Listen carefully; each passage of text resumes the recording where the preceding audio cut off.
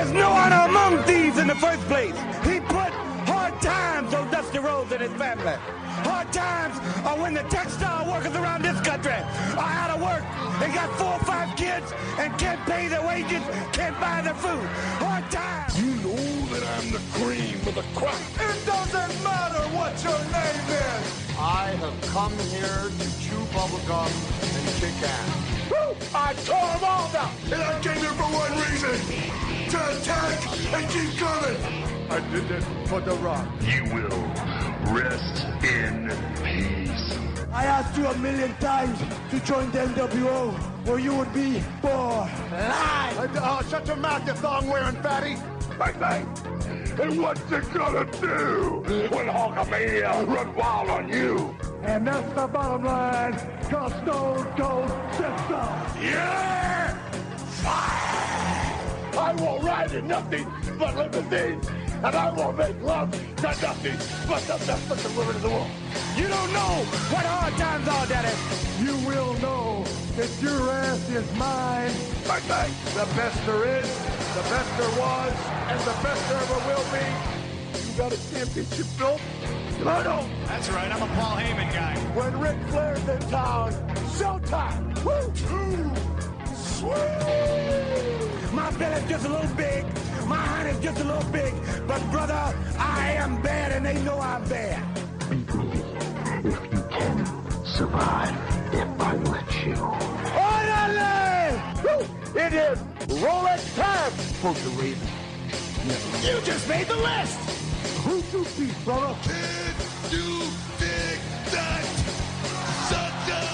I am the game! The whole show. If I can be serious for a minute. You son of a bitch! Brock Lesnar! Damn! Austin 316 says I just whipped your ass. Oh, you didn't know? I mean, you're the Donald Trump of wrestling. You make Steven Spielberg look like a guy running 8mm films in a garage someplace. Will you stop? You don't want to recognize my belt, huh? You don't recognize my belt. I think you're a liar. I think you're a flat out, straight up, lying, crying bitch.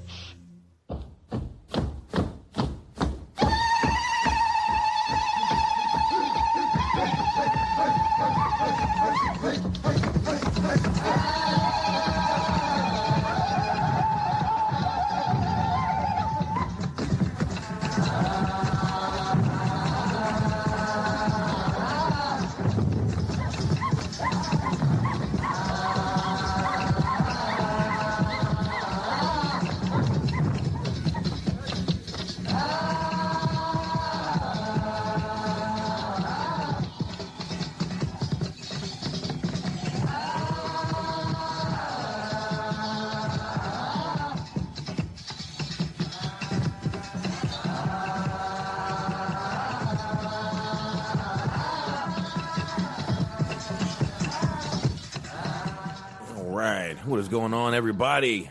You obviously know why we just played that. I'm sure anyone listening to this is a big enough wrestling fan to know. We will get into it in just a second. I am Boxman. This is Dirt Sheet Dudes. And I appreciate everybody joining us. And, of course, across from me, the awesomeness of audio on the airwaves. Look at that, 3 A's right there. Hey, it's Anthony and Smart. Gentlemen, how are we tonight?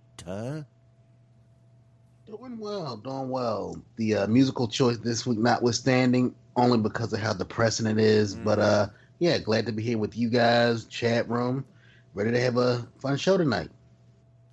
All right. Smart, what's up, man? Not much. Just pushing it and pulling it. You know how it goes. Oh, we might have to play that before the end of the show tonight. I might. Never go meet to meet, gentlemen. I may or may not have it queued up over here already. I will just forever love the idea of somebody like having the balls like to put a shoot into song form and to harmonize about a guy fucking another guy in the butt. That will just forever be hilarious to me. And it was good. It was a genuinely good song. It was. Which is the funny part. It's like, oh, that makes it all the more interesting. Yeah, it does. And obviously we're talking about Kamala did pass at 70 years old, and we are talking about James Kamala Harris. We're not talking about the vice president pick. I just want to clear that up real quick. How long before we get fucking conspiracy theorists that think that he was killed so that there wouldn't be any more confusion on the name? Am I the first one to pop up? I'm not suggesting that. I'm just saying how long before somebody says it. Oh, no, it's actually already been put out there. Oh. Hold on. Oh, wait, the volume on the phone. Here we go. Guys, little X-Files in the background. Here we go. Okay. Now, go ahead with the conspiracy theory, man. Well, I mean, I guess it doesn't count because he didn't kill himself. So I think that's what makes it natural. But... All right, I'll stop the music. I'm just kidding. All right. I mean, I'm down to do the whole show with that in the background. That would make things all the more interesting. That would. We could just do it pushing in the background all night too. I mean, that's plenty of ideas, Smart, that we can play with here. But yeah, I got to tell you, as a kid, the character was a little scary. The manager was a little scary too.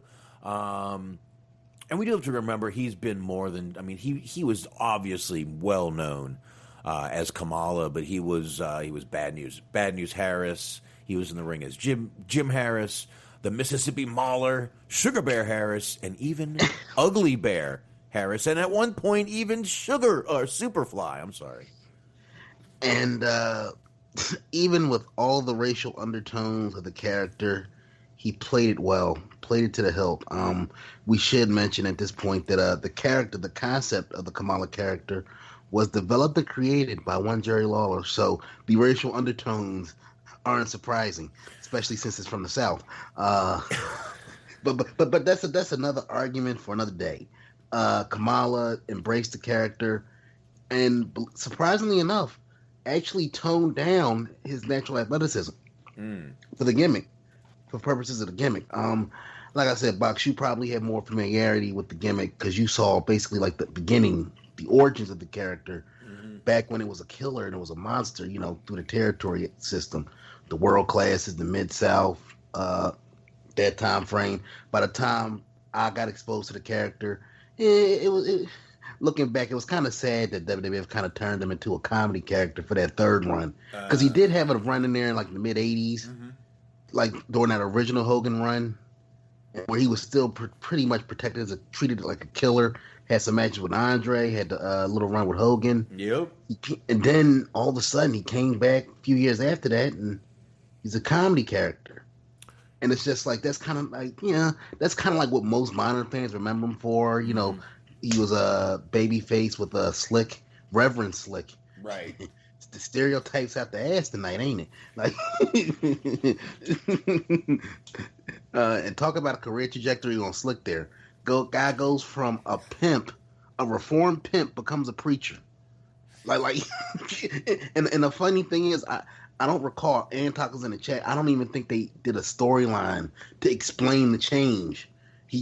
He showed up as a preacher one day. Well, I mean, so did Devon. I'm just saying. So did Devon, and I'm just saying. That you know what? I just kind of like really solidified your argument there, didn't I? Yeah, pretty much. But I guess like anybody have any favorite Kamala stories, memories? What I've seen lately is, I mean, I don't think it's any coincidence. It started kind of circulating, came up on my recommended things to watch list on YouTube. It didn't happen in the company exactly. It happened on an offshoot indie show. But I had no recollection of this ever happening. There was a moment in time there where Kamala competed for the Ring of Honor World Championship against Bryan Danielson. Really? And as soon as I saw that, I was like, there's no fucking way. Like, I saw the thumbnail, so I knew it was legit, but I was like, I don't remember this at all, and I must watch it. And it was interesting. You had Prince Nana coming out being the special referee. I guess for some reason he had somehow had connections with Kamala, like from a kayfabe standpoint. I don't know how that was supposed to play out, but it was interesting. Yeah. Man, I'm yawning already. That's not good. I apologize, everybody. I apologize for that. But I have no clue. If I remembered what year it was, it would be really shocking. But it was when he came back in his not the first return, the second return. We're talking about WWF? Yeah, to WWF, and it would have had to been. Then yeah, that feud I remember. And again, man, as a little kid, that was a little scary. I mean, by '92 it wasn't, but back in the '80s, when I would hear that music and see him come out, I mean, my dad would explain to me that he was a cannibal. He ate people. Mm-hmm. And I was like, ew, how you eat people? Yeah. Yeah, and I should preface it, as a kid, during the Undertaker feud, he did come across as like scary, Mm-hmm. with the, he didn't talk, the face paint and all. But then as you kind of get older and you look back on it, man, it's kind of goofy and hokey. But then when you go back not too terribly long before that, and you see some of those vignettes and those promos and those matches, like this guy was a legitimate savage. I mean, it goes without saying that gimmick you couldn't do that today, at all. No, I wouldn't think so. I mean, no, probably not. And I will say, Undertaker feud, I put up there as a favorite Kamala moment. Believe it or not, this is an obscure one. Mm-hmm. It was in WWF. Remember when they did the original Diva Search? Mm-hmm. Uh-huh. Man, look, as much as those segments, I love those segments because they were fucking train wreck television, week in and week out. These women, I think Christy Hemme was like the only one that had half a clue because she was like at least in the wrestling to an extent. But they did like a segment. I don't know, Box, if you can pull it up real quick, or if I can find it. They did a segment where they basically had like to cut a promo. They had to seduce Kamala. Mm-hmm. Old Taker's wife out there seducing Kamala. Yeah, like yes. It's like, I can't even do it. I can't even do the segment justice. I'm sure it's on YouTube. Look it up. It's fucking priceless. Here, let me type in Divas search. Kamala is a very strange thing to search on YouTube right now. I'll tell you that. You got to turn off your search filter. Yeah. Divas search. And Kamala. And even on my timeline, I saw people like, rest in peace to Kamala, the wrestler. Like we're at a stage now where you have to clarify. When you say rest in peace Kamala, oh my gosh, she died. No, it's a wrestler. Same thing. Yeah, it's a 7-minute segment, but we can play a little bit of it. What the hell? Let's see what we've got here. I think a fight breaks out anyway, so that's probably part of the 7 minutes. So let me get the ad out of the way real quick so we can kill 6 seconds here, or all we need to kill. Let me shrink my screen so it doesn't lock up on us, guys, and bring it up a little bit. All right. So here we go. Oh, another fucking commercial. These commercials can suck my fucking wang. Fucking dicks. Okay, here we go. Congratulations goes out to Randy Orton. The action in the last Battle Royal was incredible, but now the Divas are standing by waiting to get into some action themselves. The remaining 9 contestants, we will see them verbally seduce a former WWE superstar. We'll see it live right here in Pittsburgh, PA. All right, before they come back, man, these were the Spike TV days. They got the Spike logo on the bottom. These were some good times. Good times in WWF. What in the hell is going on in here? You mess with Bischoff. me, you're going to learn the hard way that it's the dumbest Oh, thing there's Maria. you've ever done. Get out. Yeah, Michelle McCool. All right, ladies, we are 20 seconds to verbally seduce a former WWE that Christy superstar. Hemme? I think that's we Christy want Hemme. your seductive best. Mm-hmm. Michelle, Yeah. we start with you. Here we go. Who is it, JR? Okay. If you come right over here with me, please. Michelle Stand McCool right starts off. Here, face the curtain. Okay. Your 20 seconds begins right now. You have no idea how innocent I am, but I am a teacher, so maybe you can come to my classroom and teach me a thing or two.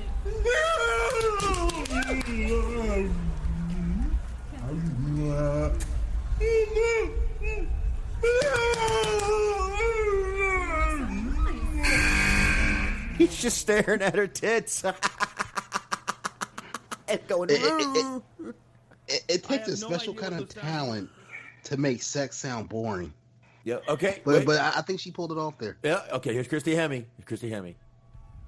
Wow, Oh, she was fucking Okay, amazing. stand right here for She me. still is. Right here. Face the curtain. Your 20 seconds Wow. begins right now. I was wondering if you could show me how a body slam works. I'm new at wrestling. Can you show me? Body slam? It's okay. She pushed him by the titties. She pushed his titties. All right, who's next? Let's see. You gotta let yourself go. Here we go. Camille, you're up next. Here we go. All right, go ahead. Camille. All right, follow me right over here. Camille, right over here. I don't think Camille made it anywhere, but we don't need to hear Camille. Let's see. Let's skip through this. Oh, come on. Okay, fine. We can hear her. Oh, you beautiful hands. You know what? Soft skin. You're No, it's not. gorgeous. Okay, this is getting worse now. But Michelle McCool was first, so we got to hear that. That's great. I mean, I would like to find this funny, but this is also kind of how I talk to women, too. So it's like kind of bringing back painful memories. Like, hey, what's your name? And, and start rubbing myself. Okay, yeah. I mean, you got a point there. You do a point there. But yeah. It was when was this? It was Monday. We all heard about this, correct? Yeah. Yeah, it was Monday. 70 years old, and I guess like I said, we all got to go sometimes. But I guess not. We don't have a conclusive cause of death yet. But apparently, I guess he had contracted COVID over the course of his dialysis treatment. I had heard heart attack on the Observer. He had. Listen, this guy had both of his legs were amputated due to diabetes, which is even more weird because Wilfred Brimley, the diabetes guy, died a few weeks ago too. But yeah, he had his both of his legs were amputated. He had that. He was very. Man, a lot of underlying issues. I really don't know if you could pinpoint COVID as the nail in the coffin, but the heart attack, maybe everything combined. Who knows? But just awful, man. And there's been a few times we've heard that he wasn't doing good in the past. I believe he had a GoFundMe at one point, and of course, good guy Jericho donated the most, to it, of course, like he always does.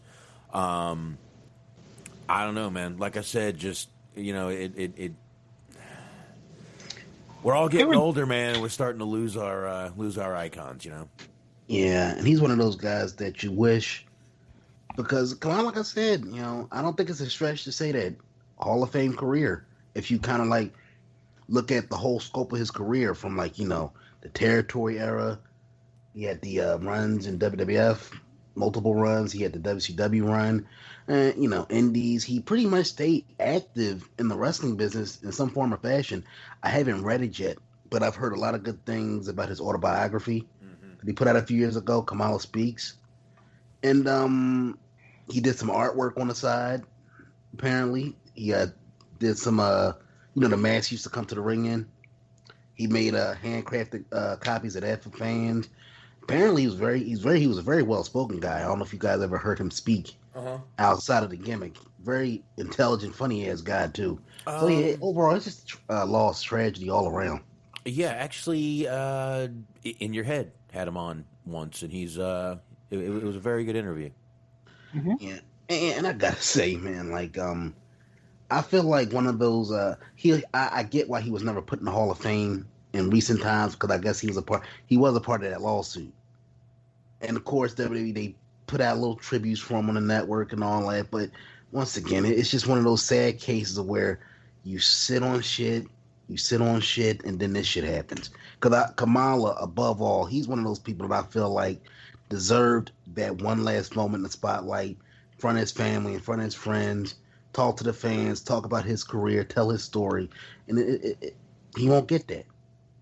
He's one of those guys that I feel like deserves it, especially if you hear his story especially about like the pay discrepancies, working with Hogan, working with apparently, and I got to give credit to I think it was Mike Johnson, because whenever somebody passes away, he writes those biographies on them. One of the saddest things I heard was, I guess apparently, and this is straight from his autobiography. He fell on some hard times, so he basically had to get a job, like most of us, like regular folk. He was a truck driver, and he did a drop off at Madison Square Garden, and it was like a deal where he wanted to hurry up and get in and out, get out, because he didn't want nobody to recognize him. Like he didn't want his people to see like him falling like in that light. Wow. And apparently he bumped. I forgot the circumstances. This is why I want to read the book. Apparently he had bumped into Vince McMahon at one point, and Vince did not recognize him. And that bothered him. That bothered him for a long, to the point where he put in his autobiography, like, here's a guy who worked for your father, that was, like I said, a big name in the wrestling business for all them years, and you don't know him. You don't recognize him. That got to be a hurt piece. It's also not surprising. Like, I mean, it's really not surprising. I hate to put it that way, but it's not. It's really not. It's Vince. Come on, that's sad. That's heartbreaking. Seriously, think about that for a minute. It is, but that's par for the course. Vince, right there. That's it. That's Vince. Who are you? Oh, I don't know either. Bye. Really packing on the pounds there, Shelton. Hey, driver, grab my keys for me. Oh, anyway, I don't know. He doesn't give a shit. Not at all. From what he was saying, I'm not suggesting we play it because it's like it's in 15, 20 minutes or whatever, but there's the interview. I posted an interview I posted a link for an interview that he did in the Mixler chat. Basically, one of the things about the interview he was saying was wrestling barefoot, like it was causing him health problems, like even before the whole leg thing situation that developed. And basically, I guess it was just he was saying it was causing him some pretty big pain.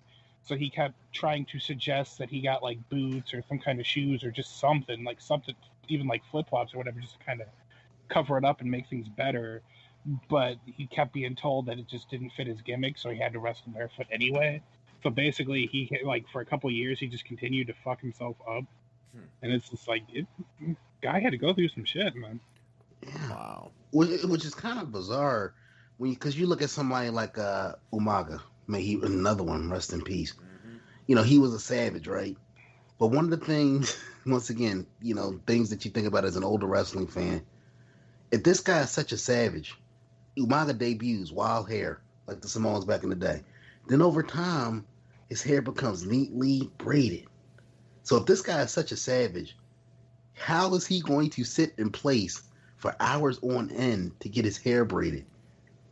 Even savages want to look good, Anthony. Even savages have to look sexy. I mean, Randy Savage, look at how much effort he put into his appearance. I mean, yeah. I mean, the colors, yeah. Touche, yeah. Yeah. Well, a lot of the guys really did. They put a lot of energy into it. But, I don't know, man. Yeah, Umaga was great, man. Another one. But, yeah, I mean, I really don't know what else to say. We lost another one, and there was one he had like a very brief, like kind of a mini feud with Papa Shango. Like it's actually better than you would think it would have been, because like he sold his ass off for it. Because basically what they were trying to do, and I'm going to try to explain this in the most non-racially insensitive way possible, with Kamala being a quote-unquote savage for his gimmick, he was more prone to buying into the whole witchcraft, black magic voodoo thing. So, like, he was, like, legitimately terrified, and, like, he put it over like a motherfucker. Like, it looks nice. There's there were a couple of YouTube videos, I don't know if they're still up, of him going up against Papa Shango. It was pretty interesting. That sounds like it was. I don't remember that feud, but that's not surprising either. It's very brief. Yeah. So, all right, what else we got on Kamala, guys? Or, just go on from here. What do you guys want to do here? Just, rest in peace. I mean, that's one of those deals, man. Like, if we keep talking, go on for hours. Yeah, we will. So, I guess from here we'll get into AEW. that what we said we were going to do? AEW? Absolutely. AEW. Yes, sir. Yes, definitely. Tag Team Appreciation Night on AEW, guys. A little strange of a night, a little weird. Good matches, but a little weird. I guess before we get into that, though, the big news over the weekend, I guess, with AEW was one Chris Jericho. Yeah, very divided opinions on this situation. Yeah. And I gotta say, look, I want to like Jericho. Does a lot of good, but I mean, and I don't think a lot of thought, a lot of common sense was put into this decision. But Box, I'll let you kind of break down the story for the chat room. Yeah, he played a few shows out there in Sturgis, out there at the motorcycle rally this weekend, which there was no doubt in my mind that was going to not go on. Those guys and girls live a much different. It's a lifestyle, dude. It's not just I own a motorcycle. That's not what it is. So yeah, that was definitely going to go on. So they were up there in Sturgis. Jericho played a concert. Now he kind of tried to defend himself, and it made a little bit of sense. Venues are either outside or half capacity. We are sold out tonight in Minot or Minot. I don't know how to pronounce it. With, I think, 50% capacity. Last night we were sold out in Sioux Falls. With 35% capacity, we hand out masks at the door, the temperature checks. We, the group, stays on the bus all day. And Fozzy and the crew have all been tested.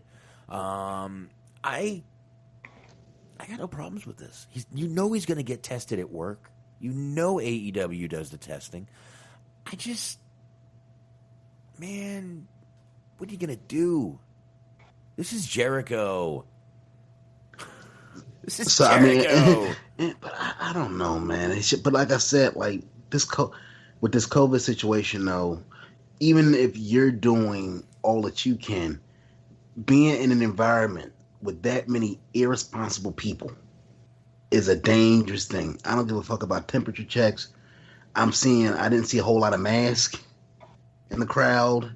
There was almost zero social distancing. So it's like, why chance it at this point? Well, and honestly, the picture I'm looking at here is from Pro Wrestling and MMA World.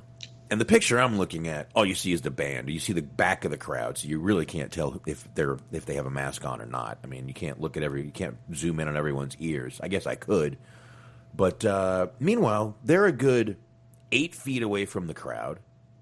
He's just up there with his band. He's playing. He's rocking and rolling. He's got his scarf on.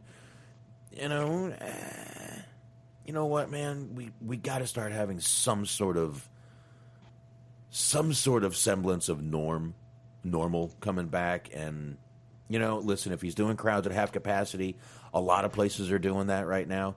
I mean, over in Japan, they had a match with half capacity, didn't they? Or a whole show with half capacity.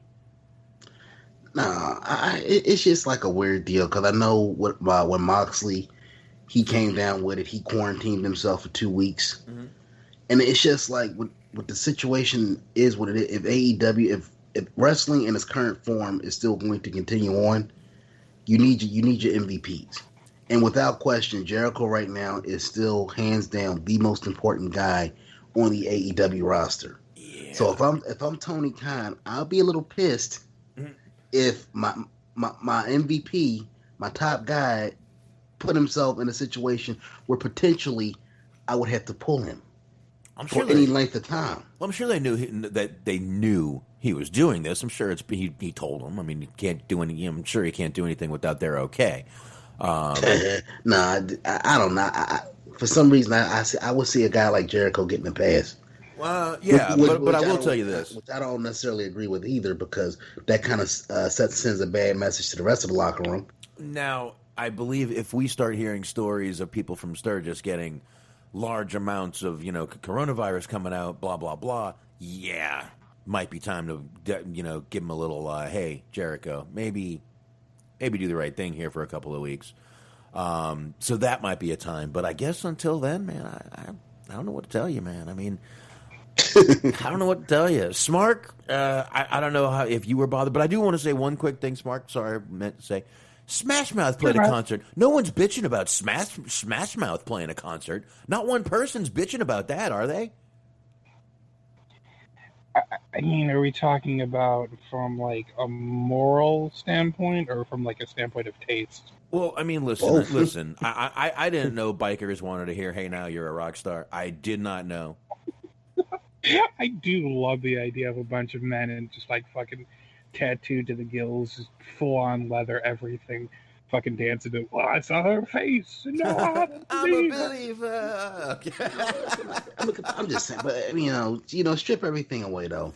The Fozzy thing is a fucking vanity project for Jericho. These motherfuckers aren't winning Grammys at all. AEW at the end is his main gig at the end of the day. And to me, with everything going on, like put Jericho out of it for me.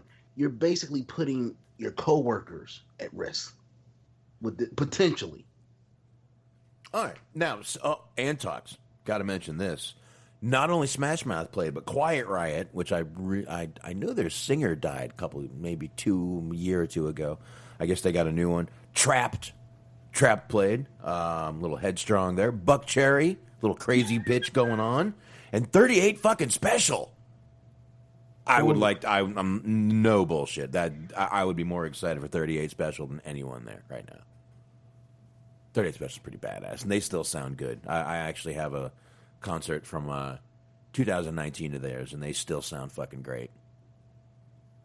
So there you go. So more people played. No one, I mean, and of course the wrestling world just has to, we're all bitching about Jericho, and I see a lot of people, I'm so disappointed in Jericho. I used to be a big Jericho fan. I don't know if I can anymore. Oh, you know what? This is your issue to get over. Sorry.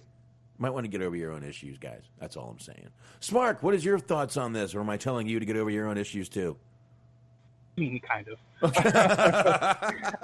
To be fair, like, I mean, it's a whole thing. Like, I'm not gonna fucking jump ship because the guy did one thing that I don't agree with. Yeah. He's like, oh, all this fucking 25 years you spent entertaining me, you did thing I don't like. Everyone else tell me should be mad at you now. That's fucking kind of stupid. But like, it's not the safest thing to do. Like, just the whole idea of, and I agree with you. I knew that Sturgis thing was going to happen. Like, it's going to happen no matter what the fuck's going on. It could be in the middle of the post-apocalypse, and there's still fucking 15, 20 bikers hanging out at Sturgis. But anyways, like, the thing is, it's like, yeah, it's unsafe, and like, I wouldn't have done it if I were him. I also understand, like, yeah, he's got money, but do the people in his band have money? Like, there's that to consider.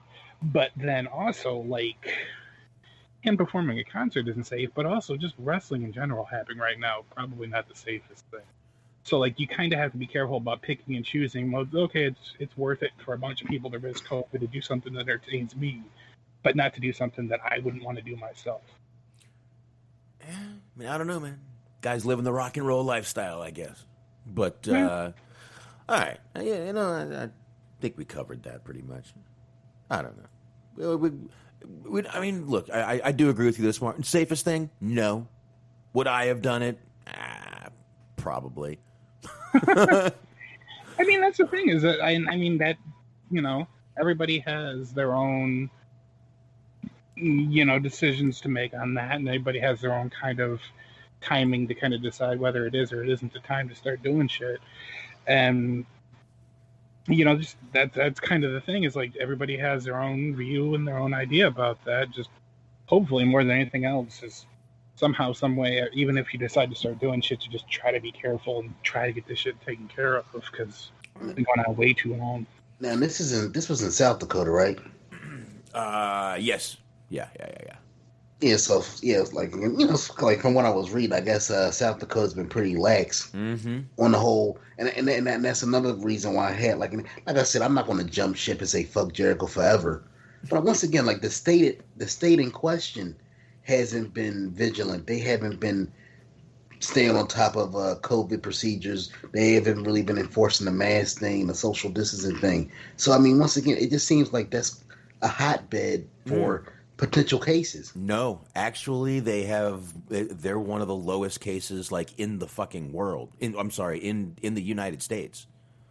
Both of the North and South Dakota are like barely being. I mean, they have some cases, but I think South Dakota in that area, I think it's less than 100 cases. Interesting. Yeah. Look, man, some places, some people were already social distancing. If you've ever driven through South Dakota, you're kind of already social distance from the world anyway. Never been through North Dakota, but I know South Dakota, you go through, you're pretty much already social distance from the world, is all I'm saying. Things are very far apart. It's kind of like Texas. Everything's far apart, blah, blah, but, the country parts of Texas. The thing is, I would say more than anything is, okay, I get why everybody's doing it to Jericho because there's evidence of what Jericho's doing. And there's not evidence of what other people are doing. But, like, if you go just based strictly on, like, how WWE did the whole mask protocol thing where they're like, all right, let's start wearing masks now.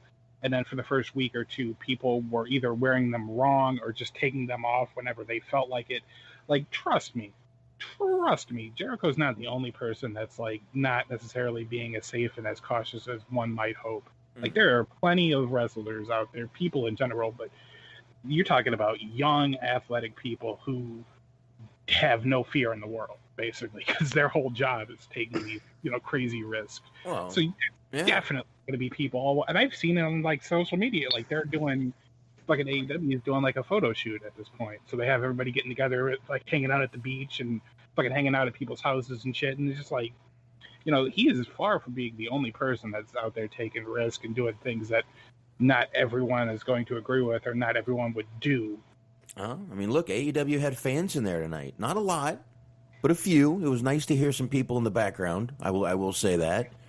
Definitely made a difference in the show. And yeah, I'm sorry, I'm kind of moving along here, but that was it was a perfect segue. Yeah. It was a perfect segue. So yeah, they did. They had a few people in the crowd tonight, and like I said, it was Tag Team Appreciation Night, which turned into Blow the Young Bucks night. Jesus, it was a suck off the Young Bucks. Anthony caught it with Omega. I'll let you bring it up in a second. I caught it in the fucking one of them, and I was so excited about that goddamn segment when you see with Rock and Roll and Tully and oh my god, was part of your deal? Did that include sucking off the Young Bucks every chance you get? I'm sorry, Anthony, go ahead. Ladies and gentlemen, we have a fun card for you planned this Saturday at the fairgrounds. Tully and Arn going up against the Rock and Roll Express. Yeah. Be there. You want to know where you were. Saturday, August 25th, 1987, Nashville Fairgrounds. Be there. Because literally that was the main. Jesus Christ. You got fucking Tully cutting promos. You got fucking Ricky Morton taking spike pile drivers. I felt like I was watching the episode of NWA Saturday Night. I loved most of the segment. I liked hearing. I didn't like hearing them all sitting there blowing, the Young Bucks. But man, can Ricky still talk? Fucking Arn and Tully can obviously still fucking go on the mic. And then they hand it over to fucking FTR, and they're like, well, let me tell you something, FTR fans. Oh, shut the fuck up. So, apparently, FTR turned heel out of this segment. Who fucking cares? I'm sorry, Anthony. I was thinking that, and it came out. I'm sorry. I apologize. Jesus. And I have to give... As I take in the greatness of that line there, I do have to give Tully Blanchard some credit for tying in some continuity from a pay-per-view happened way back last year. Labor Day of last year. Yeah, the fact, seriously though, I appreciate that. I like did a little too. bit of continuity. He didn't forget that he had some issues. He had some beef with old Double A. and I was halfway expecting them to square up. Although, look, I know Arn, health reasons, he can't bump anymore and all that kind of stuff. It broke my heart on the inside a little bit to see the enforcer stand down to take a reprieve when he saw fucking Sean Spears on the apron. On the entry ramp. Fuck out of here. I mean, if that was for real 1987 Arn, 1987 Arn wants to come back from the future and beat the fuck out of current day Arn. Like, look, those were pussies we used to beat the fuck out of in the wrestling school. The fuck are you doing running away from this guy? Dude, I got a feeling 2020 Arn wants to beat up 2020 Arn right now. He probably, I'm sure that was not his choice, but you're right. I mean, look, the guy's got to do what he's got to do. That broke my heart, though, man. That was sad. I know. He put the mic down and said, like, I don't want none of that. Fuck out of here. Yeah, but like I said, the segment went well. Ricky and Robert are still fucking great. I'm sorry. You are not going to get me to hate the Rock and Roll Express unless they do something, absolutely disgusting that I absolutely hate people for. But otherwise, those guys are going to be fucking greatest in my eyes. Like I said, I've said it a ton of times. They were one of the reasons I watched wrestling. Yes, and along the same lines, so we might as well tie in the whole tag team appreciation night theme in this discussion here. They did like small little interview segments throughout the night, different tag teams talking about their favorite tag teams. You had the Road Warriors come up. Yeah. You had Tully and Arn come up. Yeah. But they did a sit down with fucking Omega and Hangman. And I mean, this felt like gay porn to me. Because, yes. No, seriously, like literally, you had Omega, verbally blowing the Bucks. Like, they're talking favorite tag. It's got to be the Young Bucks. And that picture of the Young Bucks doing that little pose, shirtless, didn't help the segment. That's adding credence to what I'm saying about this being gay porn. No, it wasn't just the Young Bucks. It was the tag team gods, as they were referred to as during the segment. Yeah. You guys know you're already under contract, right? You don't have to continue to fucking suck up. Well, and not only that, he's got ownership in the company, Omega. He didn't have to do this. That made it even worse, bro. You don't have to do this, man. You don't have to do this. That made the shit even worse to me. I'm sorry. But I really want to, because I really don't want to lose this job. No. Ken, you own part of it, Kenny. I know, but I think it's the right thing to do either way. Let's just go. Go. Okay. Dude, the young Bucks, guys love them. Okay, how was that? Good? Go. Okay, let's go. Okay. The Young Bucks. See, look, this is how he was sounding to me. The Young Bucks are fucking cool. They're my favorite tag team in the whole wide world. I should not do that with beer. Now I just had to swallow foam. Anyway, and the funny part about that whole thing, Young Bucks actually kicked off the show with a match against the Dark Order, and I got to tell you something. I thought it was a shitty match. Those guys, how many times did you count where those guys just stood there, Young Bucks, waiting to take moves from Dark Order? I counted 4 times in the match, and I'm just like, this is fucking ridiculous. And at one point, one of them fell right onto Evil Uno's legs, and I was like, this is not. I'm sorry. I don't know if you guys agree with me. I thought this was a shitty match to start.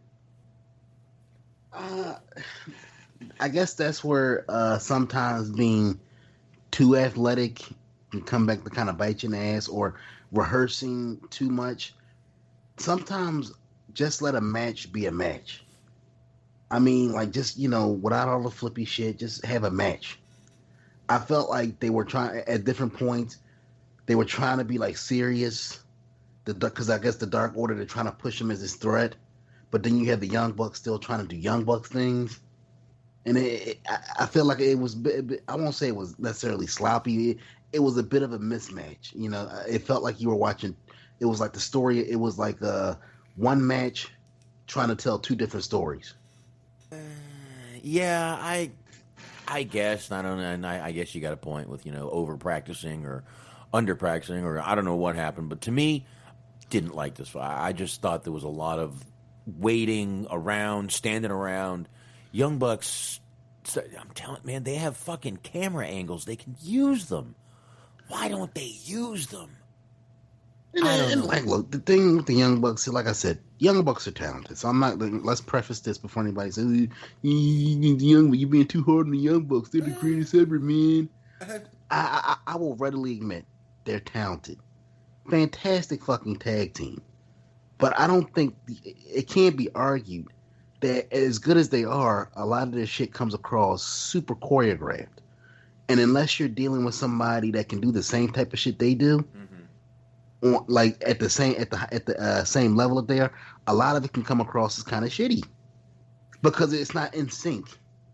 You know what I mean? If you're dealing with two flippity shit type tag teams, at the very least you can say everybody's in sync because everybody's at the same skill level. But when you have one team over there trying to tell stories with holes and shit, and then you have the Bucks basically, like you said, standing there like waiting for setups and shit, it comes across as kind of awkward. So to your point, I got what you were saying. Yeah, Smart, did you see any of that in the match, or am I just being crazy? Oh, Smark's on mute. I think he might have went somewhere real quick. All right, no problem. Is Smark here? 1, 2. Sorry, I didn't know. I forgot I was still on mute. I was gonna say I didn't specifically notice because I wasn't really looking for it. I was a little bit zoned out. Like I was watching the match, but at the same time, what I will say, I didn't think it was really bad, but I just didn't expect the Young Bucks to lose, and they didn't do anything to really kind of make me get invested in it anyway. Because there's plenty of times where there's predictable matches, but then the people that are working in them are so good that they just kind of take you along for the ride and make you interested anyway. And there was really nothing in there that was really doing that for me. I was just basically kind of waiting for it to be over because I knew they were going to win, and I know that they're not going to have them or the Revival lose until they have their match. So it's like everything between now and then is kind of just filler. All right. I'll go with that. All right, let's get into something good. I think we can all agree. The MJF thing, this whole campaign thing, I'm loving this. This is fucking greatness. Every bit of it, from the way he mistreats the staff on the way out. I mean, he pushed that one poor guy out of the way and goes, "Get out of my shot." I'm loving it. This is a very good character for him. It's great. That was actually a kind of callback. I don't know if you guys remember. I forgot. It might have been on the NXT special back when Samoa Joe was still in there. And they were doing a segment from the back where Joe had like security guards surrounding him. One of those security guards was MJF. And Joe's like, obviously Joe is the feature in the segment. But at one point, as he's there doing the walk down the hallway Goldberg style, MJF basically tries to like cut in front of Joe. Joe kind of puts his arms out like, nobody. You're just an extra. Ease up, homie. and he had that shitty MJF grin. I'm like, oh, that's gold. That's what that segment reminded me of. Felt like it was like a little bit of a callback. MJF trying to steal the spotlight? No. Trying to maximize his minutes? No. Yeah, that sounds just like him. Just like him. This is I love this, and I believe that might have been one of the highest rated segments last week. Was him too? Yo. No, actually, it was one of the least viewed. It was a special look inside of the MJF headquarters, but it came back right after a commercial. So I don't know, but I loved this. I don't care what the fucking ratings say. I like it.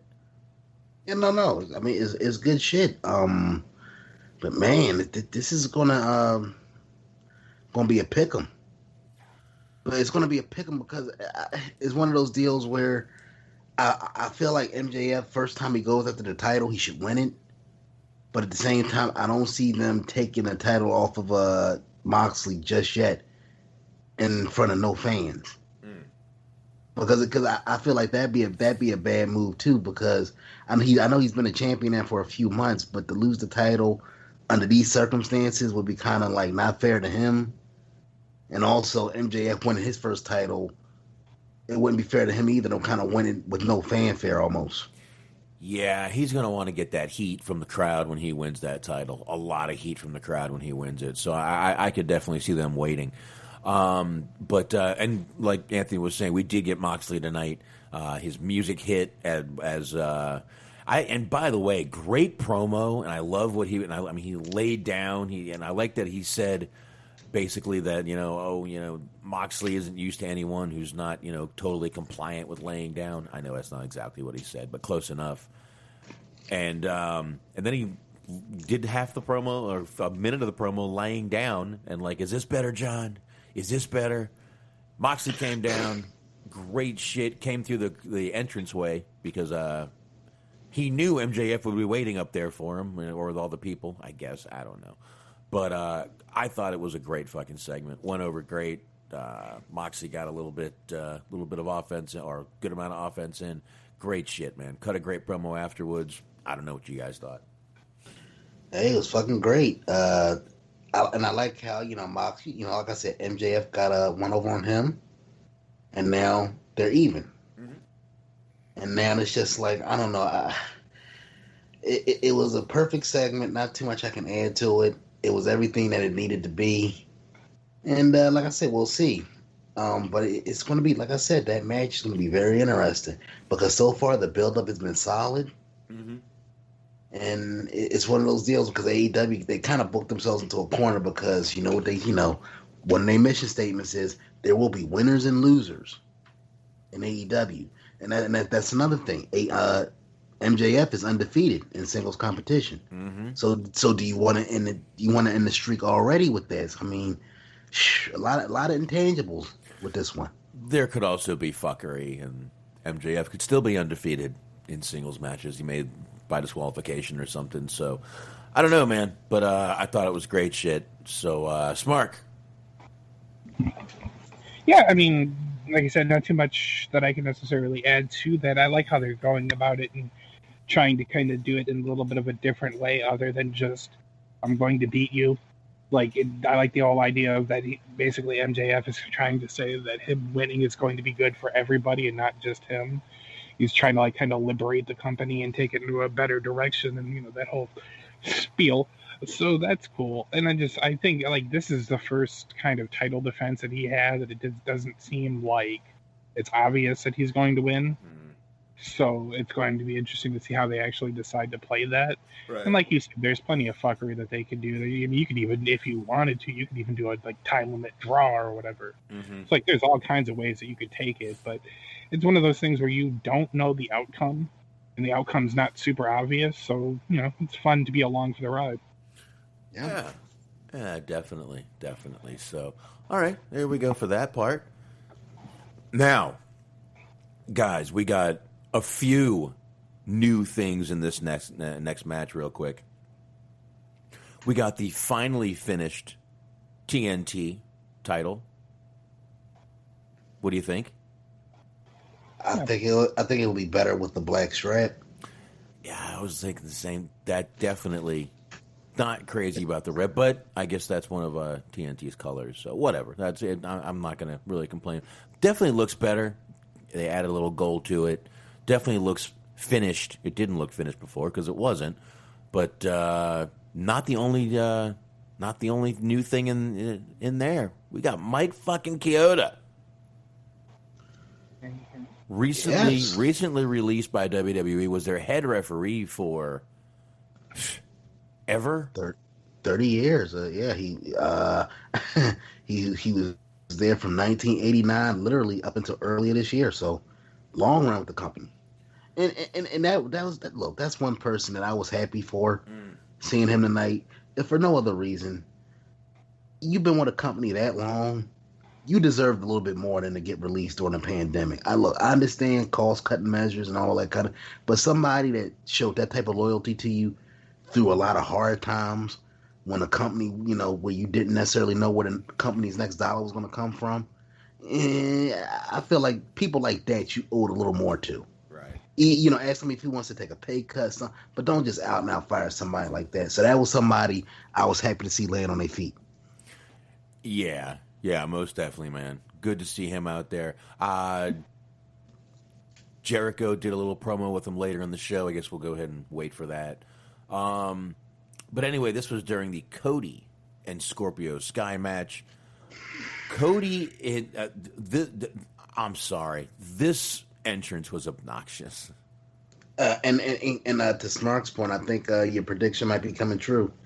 Because even they made it a point on commentary to mention a few different times. It seems like Cody's entourage is getting bigger by the week, bigger by the appearance. And they kind of do like little subtle things in there to make you feel like, yeah, Cody's starting to become a little bit full of himself. With each win, he's becoming more egotistical a little bit. Yeah, this is definitely looking like that. But I'm sorry, this was obnoxious. I mean, he comes out, he's rolling. Oh, I know there was a little bit of a crowd there, but wow, man, this was an obnoxious entrance in my opinion. But I guess that's what they were going for. But a hell of a fucking match, man. I got to tell you, this match here told a fucking great story. You know, Sky was disrespecting him. Cody would disrespect him back. I thought this match told a fucking great story. I thought these two really had a good match together. They got great chemistry. Great chemistry, these two. And it proved Cody's point from a few weeks ago. Heels and baby faces are passe. The story of the match will dictate how people feel about me. Like, I guess this match is puts that theory to the test. I mean, it was a good match, but it just, I guess my main issue with it was it just followed that same basic premise of Cody giving somebody a leg up. I'll give you 10 good minutes, kid. Like, to me personally, I feel like the match could have ended at that first Crossroads. I feel like the second Crossroads a little bit much. And a lot of these matches, honestly, just becoming formulaic. Where it's just, it was a solid match, told a great story, blah, blah, blah. But it's fucking Cody. What do you expect? I guess I'm being hard on the match because of that goddamn entrance. I've been saying this shit about Cody for a little while now, since the first title defense. I said, my words, it's going to get obnoxious by the fucking week. And Box, are you finally coming around to my? Are you finally coming to my side of the street? Yeah. Yeah. It's like, I mean, Cody he has a way of kind of rubbing you the wrong way. He's a talented guy, but with some of these promos and some of these entrances, they tend to rub you the wrong way as a viewer. Yeah, I'm definitely coming over to your side of the street. I'm nervous, but I'm over there. I'll be okay. Smark. Right. I mean, I've been rolling my eyes at this entrance for pretty much as soon as he started doing it. Mm-hmm. It's just, it is ridiculous. And I kind of wonder if maybe, like, he's already kind of transitioned into being a heel in a way, because, like, most heels aren't going to admit that they're heels. You know what I mean? They're like, they always feel justified in their actions, so he's not going to be like, yeah, I'm a bad guy now. So maybe that whole fucking convoluted, bloated, douchey, self-righteous answer of, oh, well, there's more complexities to our characters than just good guy, bad guy. Maybe that's, like, part of it. Like, I don't know, maybe it's all just an elaborate work, and he's, like, kind of been a dickhead the entire time on purpose. Yeah, go ahead. Go. No, it is just, it's a lot. Like, it really is a lot. The whole idea of, like, they're trying to, like, almost be sort of like an entourage for, like, how a mixed martial artist or, like, a boxer would be, where they got their own little fucking fight team. They got, like, a cornerman, and they got, a cut guy, and they got the fucking, all these people associated with them. It's just like, after a while, it's just, it's too much. Yeah, I mean, it's kind of like he wants to be, like, half Triple H, half John Cena. Mm-hmm. It's like he wants to be a little of both of those, which both were a wall to most people's pushes back in the day, and sometimes still is. Yeah, but once again, I guess the thing with Cody is, like I said, talented guy, but it take the storyline aspect out of it. There has to be a part of him, the real person, the Cody Reynolds, the man, the person that believes he's this big time superstar. Oh, sure. I mean, and I'm sorry, like there's nothing wrong with taking a chance on yourself and believing in yourself and believing that you can be more than you are allowed to be other places. But there still has to be some semblance of yourself that's grounded in reality. You know, Austin, Rock, hell, his own father, his own brother. Like you can't even put him in that conversation. He's like I said, he's a best friend. He's not Denzel. He's a 1A guy. He's not. I'm sorry. Like look. I look at him as like a strong, solid number 2. But Cody, as like the figurehead of a company, as the figurehead that you can put on the marquee and sell yourself some tickets, I don't think he's ever going to be that guy. And no amount of pyro, no amount of 18 people walking him to the ring is going to change that. You know what I mean? It's like you can put the perception out there all you want, but it's just like you didn't feel that way about Jeff Jarrett. I didn't feel that way about him. It wasn't even nothing personal. It was just a matter of you've never been that dude ever. They people tried to put you in certain positions to make you appear, but no. Well, now he's got his own company to make himself that dude. But I feel like the contrast really started showing during that match he had with Kingston, because I went back and rewatched that because I had to. Anyways, it's just like they're talking on commentary about how fucking Kingston had to sell his wrestling boots because he couldn't get any bookings because of pandemic. And then you look over and you're looking at Cody, and he has all kinds of fucking sparkles and sequins and diamonds and shit on his gear. And he's got like this fucking entrance that probably costs like $5,000 per match or whatever, with all this pyro and laser lights and shit. And it's just like, it's such a disparage, you know, it is such a harsh contrast, such a disparaging to it. Oh yeah, that's like the old what was it, the Prince and the Pauper. Mm-hmm. No? And I mean, he's supposed to be the face in this.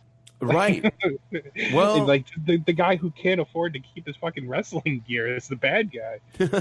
Yeah, exactly. I mean, I don't know. Well, you know, like Anthony said at the beginning of this, you know, Cody wants to draw that gray line between heels and faces. And the word that I kept tripping over was discrepancy. There we go. I got it out there. I was having a fucking bear of a time with it.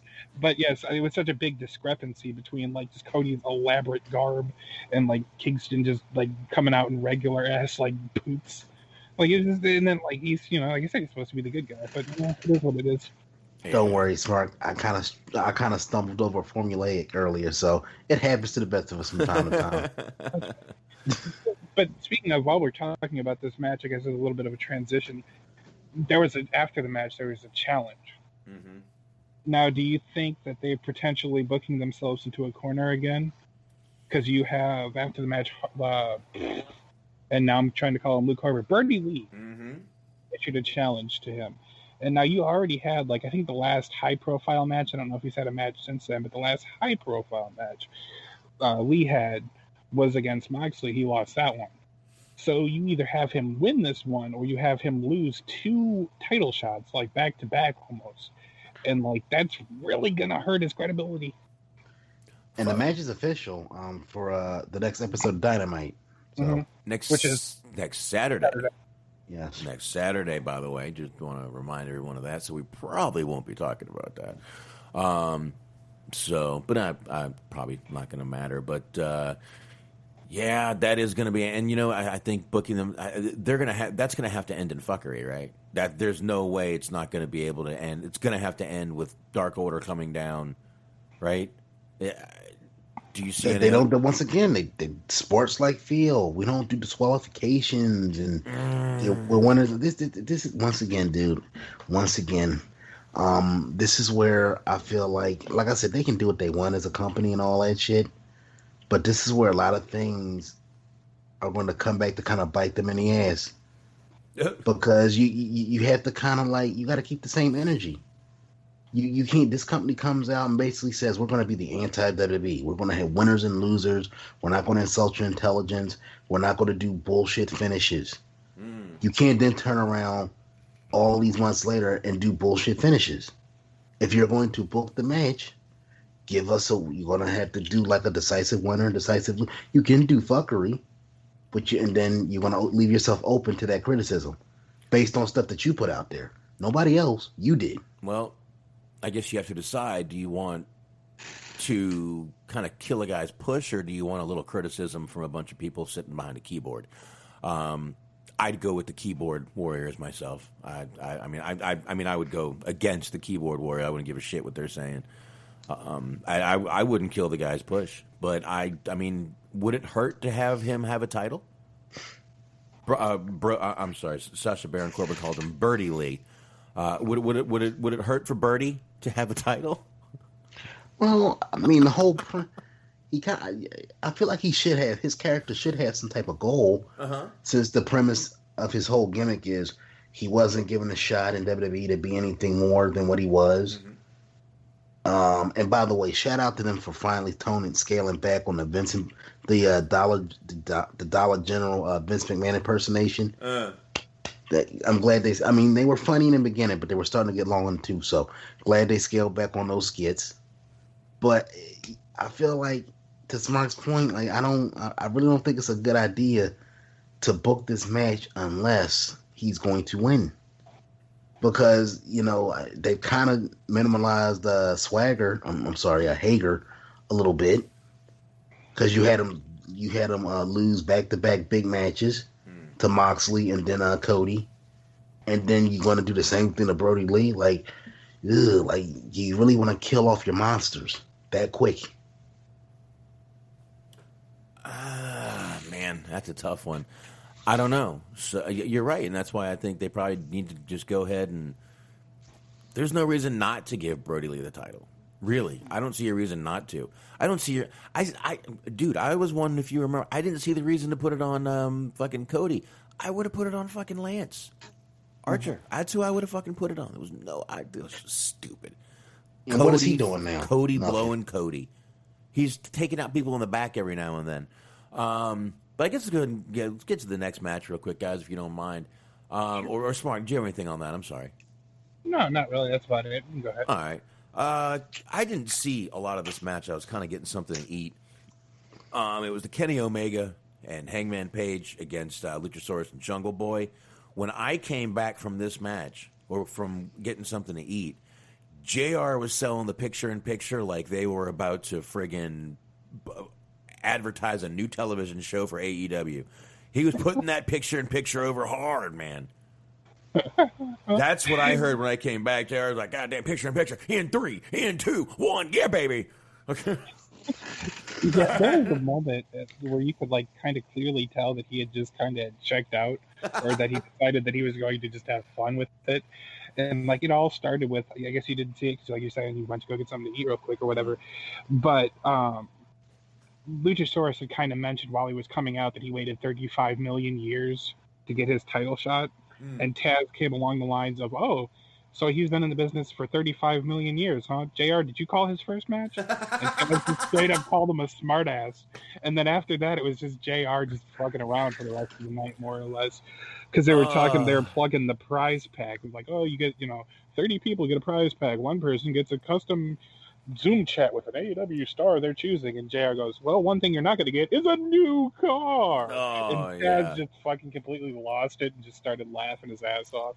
So Jim Ross was just dicking around for pretty much the rest of the show after that, and it was good times. JR had another great line tonight, which was one, and I forgot to bring it up when MJF was walking backstage coming down, and he comes back and damn, Tony, what a little Richard he is, huh? Obviously, Richard, Dick, short for Richard. I got what he was saying. I got it, JR. I got you. I laughed. Yeah. No, I mean, it's fun. Like I said, JR,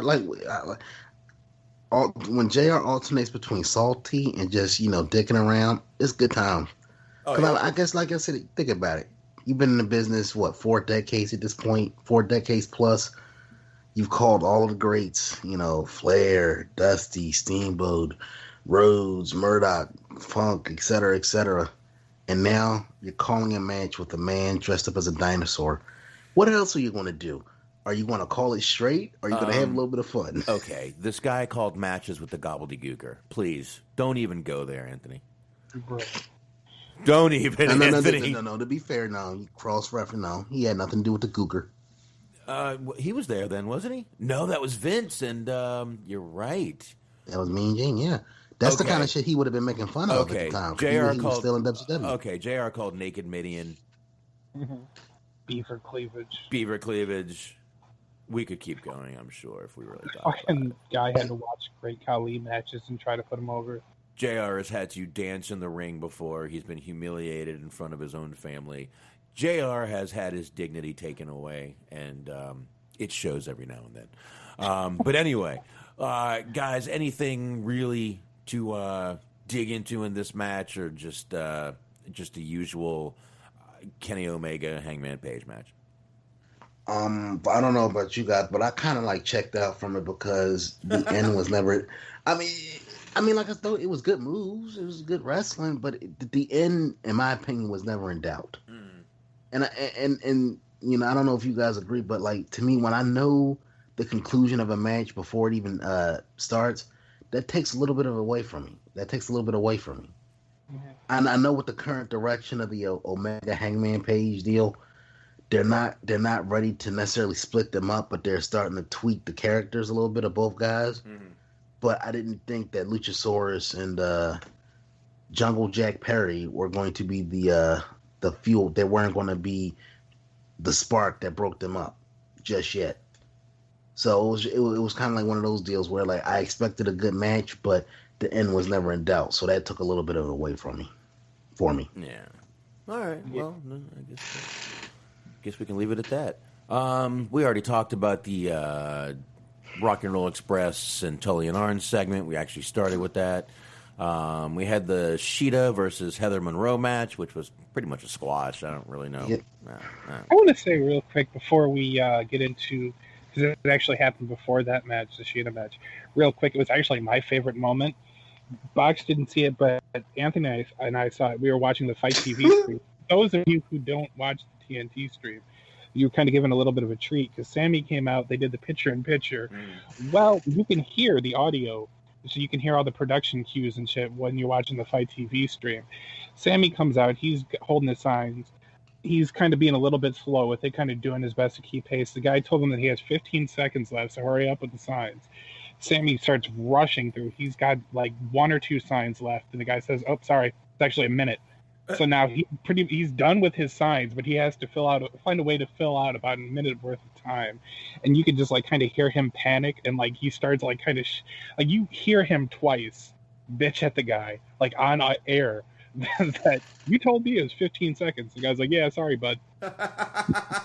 And then the best part, I love how it ended.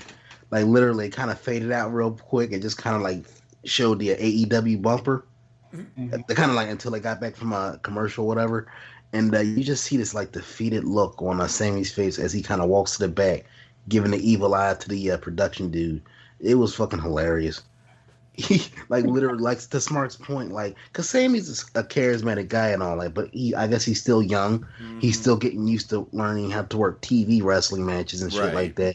You know, time cues and all that. That stuff comes with time and experience. Right. And he's still learning that. But that was the funniest shit because like literally like he's not only speeding through, you could just tell like off the top of his head, it's like, oh shit, what the fuck do I talk about? He's ripping up signs. He's talking like, Matt Hardy, I'm gonna get you. Yeah, I'm gonna get you. Like he just, it was the fucking most awkward shit ever. Like, on top of that, you hear the guy go, "Keep vamping." Like you couldn't see it, but you could just feel him like running his hands over and over again to like, yeah, stretch this out, like making the hand signs. And it was phenomenal because I don't know if like it was an honest mistake, because if they would have just let him go at the pace he was going, it wouldn't have been an issue. But they specifically told him to speed it up, and then he sped it up, and then he had no idea what to do next. And like, I don't know if it was just an honest mistake, if it was a rib, if it was like some kind of payback for just him fucking up the last couple weeks or whatever. But it was really fucking funny. It was fun to watch. Just him kind of, well, shit, what do I do now? He's like, give me. You hear him ask for his signs back so he can rip some of them up. Like, it was a very sort of amateur thing, but it was funny and it was enjoyable. Oh God, I hope there's going to be YouTube of that. I'll look for it. It has to be on Botchamania. Like it has to. Oh, I'm sure it will be. I'm sure. Oh, trust me, it's Box. It's 2020. If we cannot count on this generation for nothing else, it's that they will screen cap every possible fuck up, both television and in real life. Yeah, that'll probably be in the old dirt sheets tomorrow. So I'll take a look. I see what you did there. Yeah, see what I did there. I'll take a look for it tomorrow. But real quick, guys, that kind of the women's match was kind of a squash. Anything really? Yeah. Oh, I guess real quick while we're talking to Sammy, then I guess it's the main event, and then on the WWE things. What did you guys think about the botch last week with the chair shot? I don't think we talked about it last week that I recall, but it's been making the rounds that AEW, Tony Khan, et cetera, weren't too happy with Sammy for being a little bit reckless with that chair shot last week with Matt Hardy, where he basically threw a chair at an unprotected Matt Hardy's forehead, and that's what led to the gusher. Yeah, and now they're trying to get into a storyline, so I'm not 100% sure about that. Might have been blown a little bit out of proportion.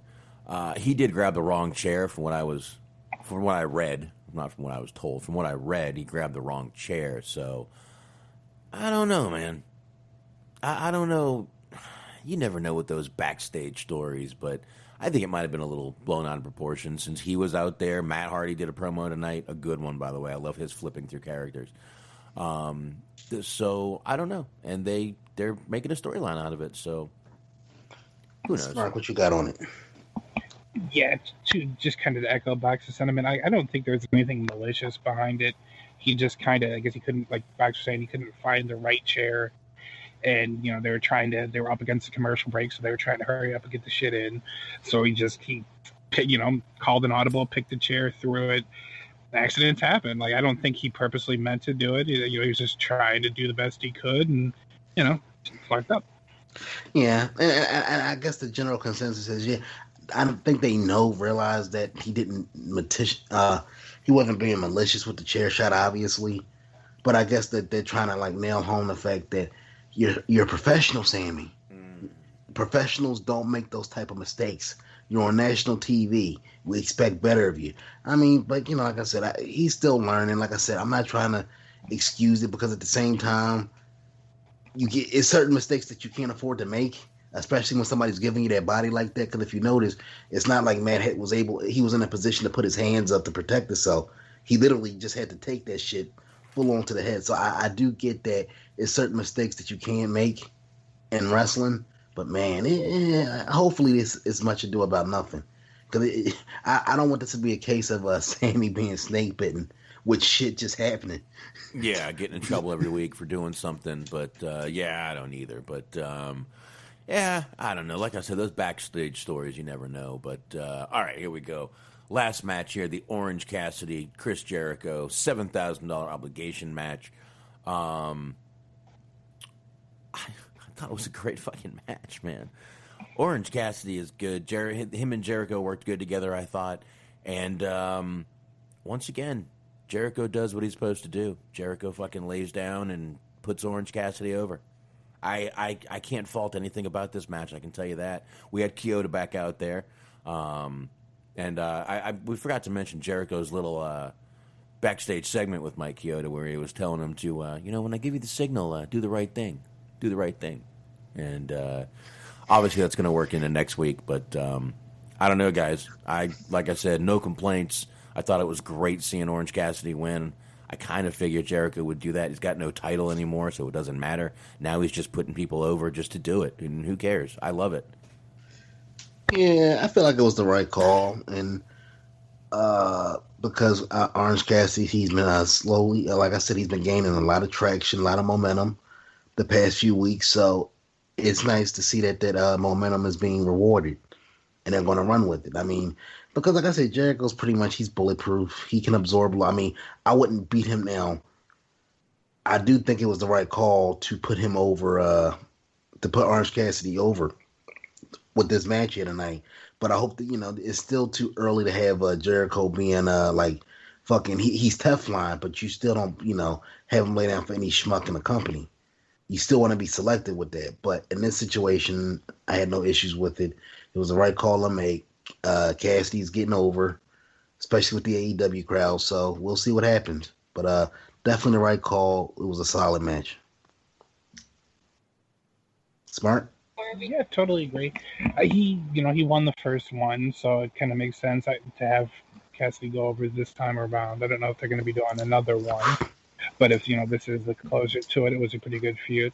So just it makes sense. He's not, they're obviously they're going to be careful with him. They're not paying Jericho, but they're paying Jericho to have him just be a glorified jobber. So they're going to be careful with it because he's obviously a huge star for them, but. That's why it's important to have him lose sometimes and give the rub that he gives. So yeah, all in all, it was good stuff, I thought. And I gave him credit because they kind of when they did the whole thing with Hager coming out and basically doing the takedown of Cassidy, I thought it was actually that was going to be their logic behind him losing again. Mm-hmm. So they actually did kind of get me with the false finish there. So that was good. Yeah, definitely, man. But that was AEW. That's it. That was AEW. We did forget the big news. What? The fucking the women's tournament, the finals. Oh, next. They're so prestigious that they only air on YouTube. But the finals are coming to fucking Dynamite next week, next Saturday, on a special edition of AEW Dynamite. I could give a fuck less. I'm sorry. They lost me when I heard Big Swole and Little Swole. I was like, okay, that's it. I'm done. I am done. So, yeah, there you go. Watch that next week. I gotta say, I watched the first week and I didn't watch this week. If that's kind of an indicator of the quality of the program. Wow. So, all right. Well, enough of AEW then. Fuck them. Let's go ahead and go to Raw. Fuck them in the ear. Yeah, right in their ass. And I hope they burn in hell. I'm not going to go that far. But you can still fuck them in the ass. There you go. But let's go ahead and get into Raw. Raw was not a great show. A few interesting things happened. A few annoying things happened. Dude, we can sum up Raw in one simple sentence. Okay. A 71-year-old man. What was the fucking highlight? Like, seriously. A fucking 71-year-old man outclassed everybody on a goddamn roster. I mean, look, dude, like, say what you want, man, but when Flair is on, he's still, hands down, greatest promo man in the history of the business. You give him something that he can sink his teeth into, even fucking better. That fucking promo got. See, the dogs agree. Dogs agree. Get him. Get him. That Flair promo, man, it tugged on some heartstrings because they once again, man, they dug deep. They went there. I mean, hopefully we can play some clips of that because that was one of those deals that got me. Two things on this show got me. The Flair promo and the fucking that beating Dominik took. That was borderline uncomfortable to watch. Yeah. That was man. I mean, that was it. And I'm like, damn. Does he owe somebody money? Like I thought 12 years of Dominik. Like, what could Eddie have been thinking, looking down from the heavens at his son taking that type of beating? No, but seriously, man. Like, look, it's almost like I wonder if Seth was looking at this kid like, well, you know how much I had to suffer on the goddamn indies all them goddamn years, and you just walking into a SummerSlam main event, you son of a like, no, but I got flashbacks to it was actually a WCW moment. Remember when David Flair had his first big match, and Hogan laid into him with them with the weightlifting belt? Yes, and apparently Flair there was actually some heat there for a little while because I guess that was Hogan's way of welcoming him to the business. He was basically kind of like taking some liberties with the kid. And Flair said like David didn't complain about it, but Rick, Click, of course, he would have an issue with it. It's his kid. Sure. Well, but brother, of the during that Cody MJF feud where he agreed to take like the 20 lashings or whatever the fuck it was. Yeah. With the, like, and they show his back and his back's all messed up. Like that's what it reminded me of because they laid into him. They did not pull any punches, and like you could just watch it. And it did. I heard you say that it was kind of uncomfortable to watch. And for me, it was kind of literally because anytime they would do anything to him, the fucking camera would shake and spin and fucking turn upside down. And like, I don't know if that's something I'm just becoming more and more aware of now. I know it's been a complaint for a lot of people in the past, but like, it's literally starting to just make me nauseous when I try to watch the shit.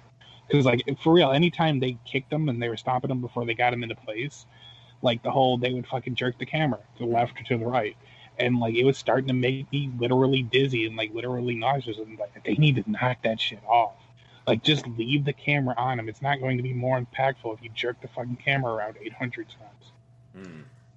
Yeah, I don't know whose call that was. I mean, obviously, Dominik. Like I said, I mean, look, I know he didn't work the indie circuit. He didn't pay dues in the traditional sense. But I would say between his ass whooping and fucking getting his ass lit up by Brock a few months back, I feel like this man has paid he's paid at least about 2-3 years worth of dues. So because instead of just having him on and having people go, oh, nepotism, you actually turn him into a sympathetic figure. Because you see that he's willing to take a beating that he probably didn't necessarily have to do. They probably could have done something else. But you see that he's willing to go out there and take bumps, put his body on the line and shit. So, like, you're already kind of warming up to him. You kind of want to see him get his win. He's not going to, but, I'm just saying. Yeah. You want to see him get his comeuppance.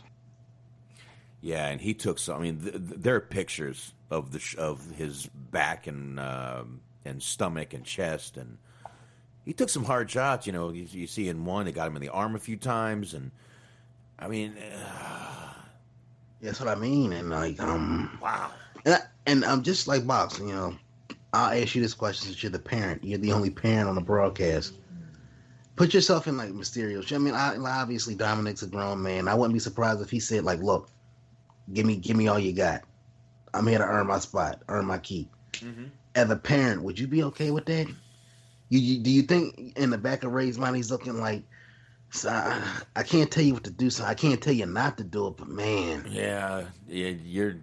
I'm sure Ray was back where he was telling him, you're gonna hurt. This is not gonna be what you think. You're gonna fucking hurt for a couple of days after this, and any parent's gonna be worried about their kid out there.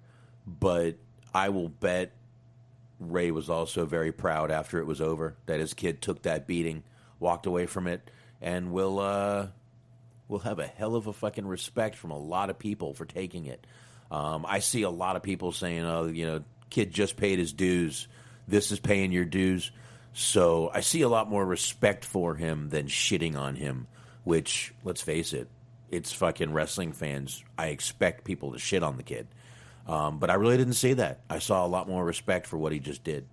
So yeah, and they're actually like, I like how they're booking the match because they're basically saying they got around this not being a technical masterpiece by saying, okay, Dominik, I'm going to give you access to whatever you want to use against me. Kendo sticks, ladders, lions, tigers, chair.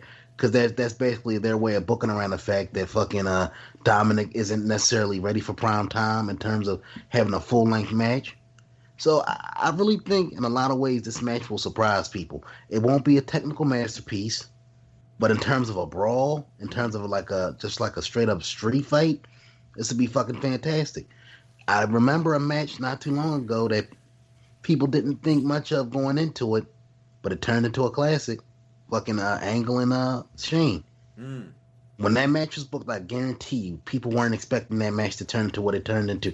Fucking Shane McMahon and Tess was a match that people weren't expecting to be a good match, but it was a good match. Right. I mean, well, you got to. Are you talking about the that King of the Ring match with Shane and Angle? Kurt? Yeah.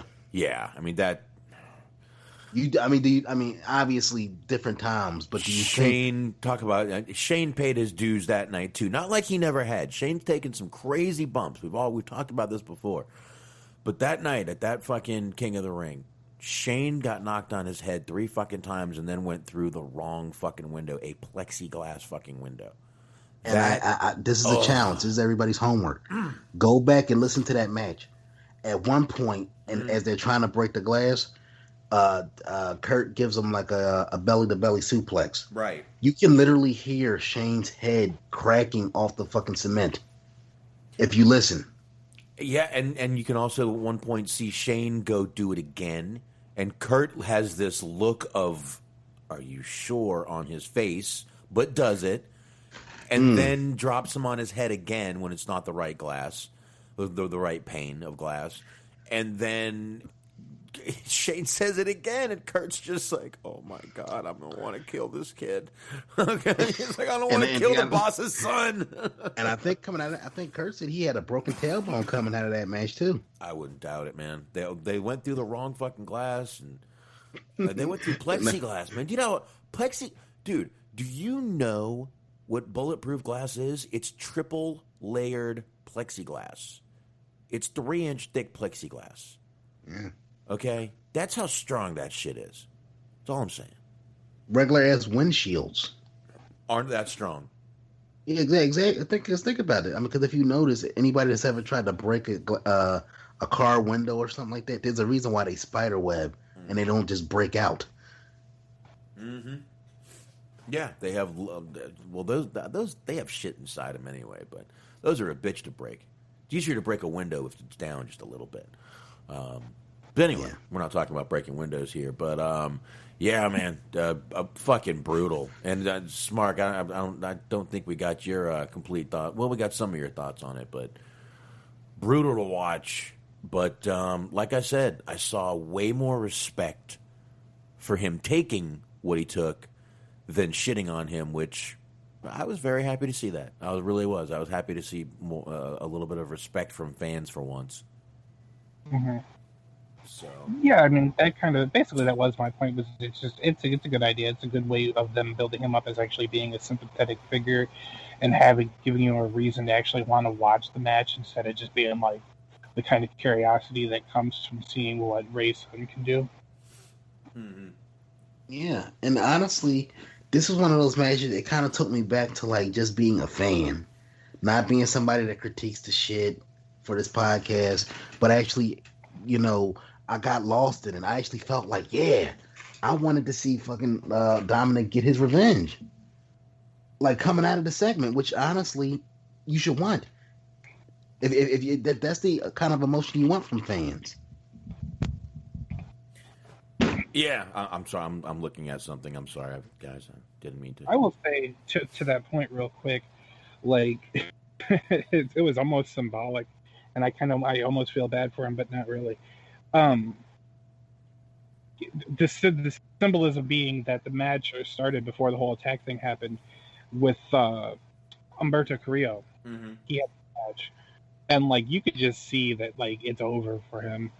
Where it's like you don't need another like you basically could just see Dominik taking his role as like the white meat baby face that they're trying to market to the Latino audience. Right. Well, especially let's face it, you've got Humberto Carrillo or Dominik Mysterio. Right. Yeah. And honestly, tie a little bit of news into this. Apparently, I feel like we've said this a few times over the past few months.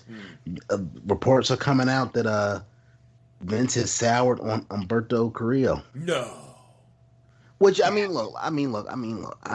this is nothing even against the guy personally, but since he's come on the scene, there's really nothing about him that separates him from anybody else.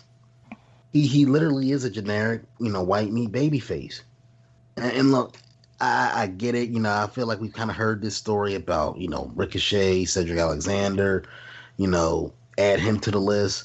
But if you really just take a step back, what's special about the guy? Yeah, he does a lot of cool flips and shit like that, but so does Ricochet. Mm-hmm. So does Cedric Alexander. Maybe Dominik Mysterio. Which, if that's the case, guess what? He's a Mysterio. We can market that. We still make shit tons of money off of Ray merchandise. You're not going to make a shit ton of merchandise off of Humberto Carrillo. All due respect. He's just going to be another guy on the roster. You know, when we need somebody to take a beating, okay, you're our new writer. You're Mexican Zack Ryder. We're going to toss you out there. I mean, Mexi Ryder? Mexi Ryder? It sounds like a new Taco Bell thing. We have a Mexi Ryder now. What the fuck is that? Okay. But, I mean, that's what he's going to turn into. He's going to turn into that designated job guy that Heath Slater and Zack Ryder was for all them years. Maybe, yeah. Yeah, because I mean, like, they don't give a lot of people much of anything to work with because it's kind of the way things are nowadays for whatever odd reason. But like, even with the bullshit that they're giving them right now, you can tell that, you know, Andrade and that Angel Garza have something special about them. Like, they're not getting a chance to show it right now, but you can tell that the talent's there. Like, I don't know what he's done before this, and I don't know what, you know, he might end up making a liar out of me, you know, if they release him and he goes on to much better things. But he just hasn't done anything that's really made him stand out or look interesting.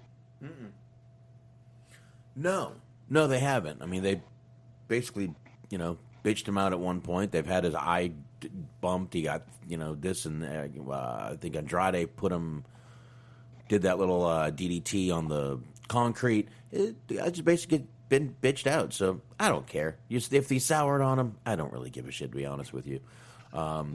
It's nothing to fucking bitch about. And Tox is right, though. Now they're gonna give him a little bit of, like, a little push, and they're gonna be like, "See, those dirt sheets were wrong again." Now, since we're, you know, that was kind of like allow me to bring us up a little bit. I want to tie in some news. Okay. Just because it's fucking hilarious. Well, his first story isn't. Rusev. I'm sorry, Miro. I'm gonna get sued. All right.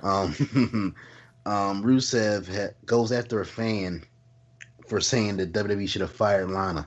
This is great. I kind of want to tie these two stories together. Good. Because back in April, WWE announced that Rusev was, you know, he was released because of budget cuts related to the coronavirus. Fortunately for Rusev, now known as Miro, he was cut from WWE, blah, blah, blah. His wife, Lana, is still with the company, and one fan noted on Twitter that they think WWE should have fired Lana instead of Miro. The now deleted tweet, because that's what we do nowadays, reads, quote, "Why does everything with @Nat by Nature and @Lana WWE have to be so cringe? And since Lana can't wrestle, just gotta find something to do with her. Wish they kept @To-Be Miro and fired Lana. Now every time Lana is on screen, it's bathroom break. #always Rusev Day." Miro didn't take too kindly to this tweet as he responded with the following. "Hey, you know what? F you, dude. Wishing for somebody to be fired speaks volumes of a shitty person. Fix your shittiness now before you pass it down." And look, I got to look. Lana, we don't have a lot of use for Lana outside of the obvious. But to wish, like, especially right now, to wish, you know, that type of ill on somebody, you're a shitty person for that. So I'm with Rusev on that one. Yes, I am with Rusev on that one, but I am with the guy on the Lana Natty segment. It was awful. Now Natty is they're basically Miz and Morrison. Female Miz and Morrison.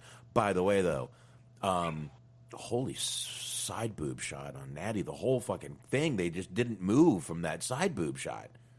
Mm-hmm. It was. That's the benefit of that segment, and then what's probably going to be the next couple of weeks of segments is they're going to have her emulate the way that Lana dresses. So I'm all for it. Like, the TV does have a mute button, guys. Oh, I mean, yeah, I can. I mean, please, I have a mute button. I can just not listen. I'll grab my damn honestly, phone. I feel like this. I feel like Natty at this point, she's opposite. She's the inverse version of Jordan Grace. Oh. I feel like you can slide into her DMs and you might get a pleasant response. Because I just feel like she's just starved for attention. You could just tell, dude. You could just tell with this one. Natty's a fine wine, man. She's aging well. She is aging very well. I will say that. She's the ugly duckling that she was like a late. I could tell. She just strikes me as like the late bloomer in life that didn't get a lot of attention growing up. Now she's getting it, and it's like, yeah. Well, she's going to take it where she can get it. Her sister's pretty hot too. Real quick to wrap up the Lana and the Rusev thing. Oh yeah. Have either of you gentlemen saw the Lana tweet? Yeah. This is fucking goat shit, and this is another reason why Rusev is a fucking national treasure. It might have led to his release if it comes out that this was true. Stuff like this might lead to her release. But go ahead. So basically, now picture this: you have a picture of Rusev and Lana in a pool. I'm sorry, at a beach, and Rusev, I had to say, has a whole handful, 2 handfuls. Beautiful sight. So this is from Lana's official Twitter page, and I quote: "We had sex in the Black Sea and on a tank at WrestleMania at To Be Miro."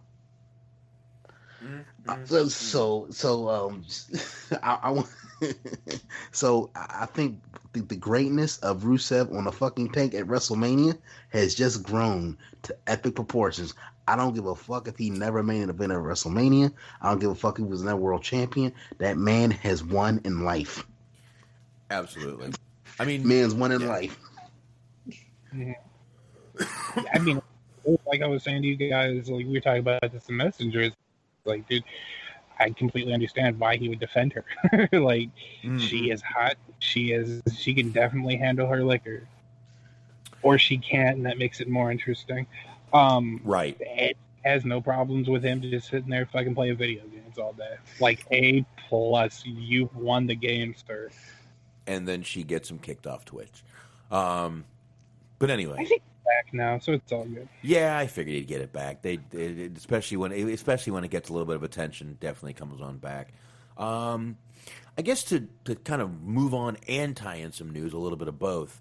Again, we are not going over Raw match by match. I ain't doing it. I'm just it's just not happening. Thank you. But MVP did announce that he has signed a multi-year deal with WWE. Basically, he said tonight. This was when was this? I don't know. Was there a date on this damn tweet? I don't know. I don't even. Where the fuck do you look for it? I don't even know where the fuck to look for a date on a goddamn. This is Instagram. I apologize. But anyway, it was the other day. Tonight, I'm drinking the good stuff. Oh shit, Yamazaki 18 from Suntory Whiskey is the spirit of choice. I'm going to have to try that shit now. I have come to terms with WWE on a multi-year deal. MVP is in hashtag the Hurt Business for the foreseeable future. And I believe he put Kenpai. I don't know what that means. I'm sure that's a Japanese word. Mm-hmm. Do you know what it means? So, yeah. So I just looked up MVP's age. He's 46 years old. So when he says he signed a multi-year deal with WWE, his last contract this man's going to sign. I mean, like, come on, like, this was not a surprise to me. Right now, especially during a fucking pandemic, WWE is that surefire, guaranteed money that you know is going to be there. Mm-hmm. You know, I know Ring of Honor is going to be starting up soon. You got AEW, but it's still not secure. You might be able to get a few years out of it, but then after that, who knows? WWE you know they're going to be there. So him signing a multi-year deal, it wasn't surprising. I mean, and plus it's well earned. The Hurt Business has been, if we're being honest, been a highlight of Raw for the past few weeks, past few months. Mm-hmm. Absolutely. Listen, I've said before, I love MVP on the mic. I really don't need to see him wrestle. I have no desire for it. But the guy can talk. He's very good at it. He's a great manager. Let him keep doing it. Let him keep fucking doing the manager thing. Throw him in the ring every now and then. I'm not going to fucking piss and moan about it too much. But please, if you're thinking of throwing him in the ring every week, please just back out now. Yeah, I mean, so like I said, he obviously has a match with Apollo at a SummerSlam, depending on who knows where that's going to be at this point. Maybe in a beach in Florida somewhere. As it turns out, they got turned. I guess they got turned down by Atlantic City to do shit over there, so they're stuck doing it in Florida. Which y'all, let's see how well that works out. They could do it on a cruise ship. Mm-hmm. No, I've seen that before. I've seen that. Where have I heard of that? Oh, yeah, the Jericho. Okay, anyway.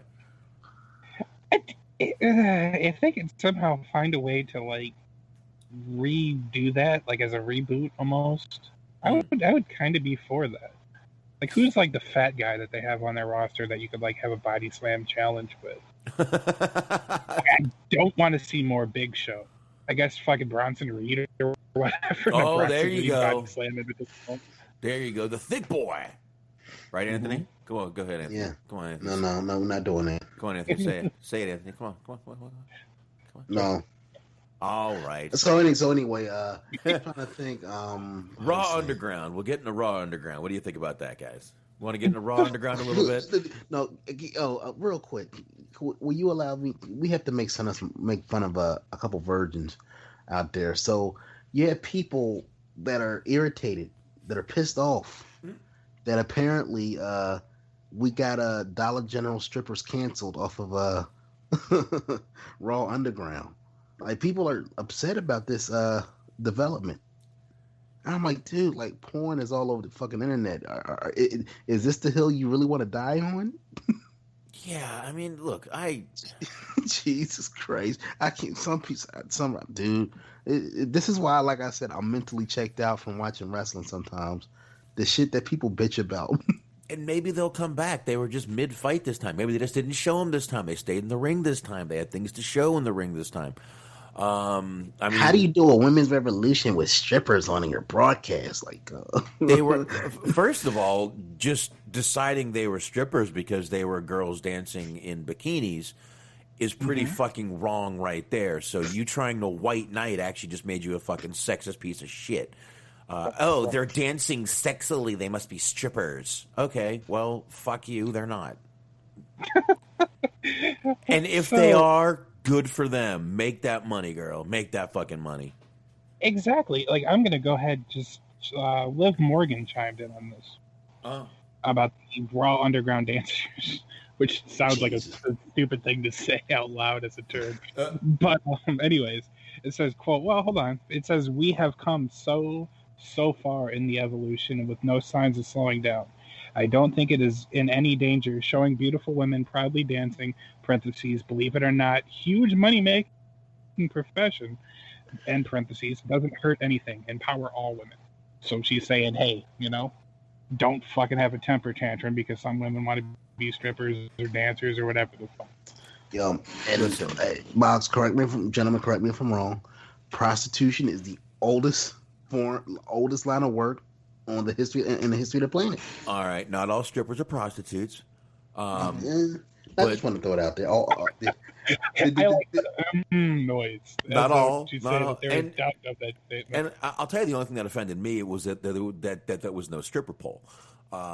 That would have made me happy, and a guy in the background announcing them, by their stripper names or car names, Porsche, Mercedes, Lexus, you're on stage. No.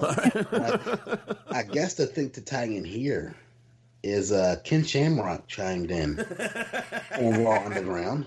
Love it. That's a hell of a segue. Strippers to fucking Ken Shamrock. Well, Ken Shamrock. Fucking next week, Ken Shamrock's dancing in a cage. Oh, the world's most dangerous stripper. I thought that was Buff Bagwell. Oh no, he was an escort for a while. That's what he was. I'm sorry. Keep going, Anthony. Yeah, keep going, Anthony. Yes, there really was. No. So basically, I don't have the tweet in front of me, but basically, Shamrock basically put out a statement that said, "Hey WWE, you have my number. If you want to make Raw Underground look legit, bring me in. Whatever." I have the tweet. I would not be against that. Yeah, Anthony, I've got the tweet. Yes. Hey, read it off. At WWE and at Shane McMahon. Next time you guys want to do some work shoots on #Raw Underground and actually make them look good, you got my number. Give me a call. I'm good with this. I'm down with this. I would love this. Yeah, it's a few years too late because Shamrock was always one of those guys that I wish had made a comeback.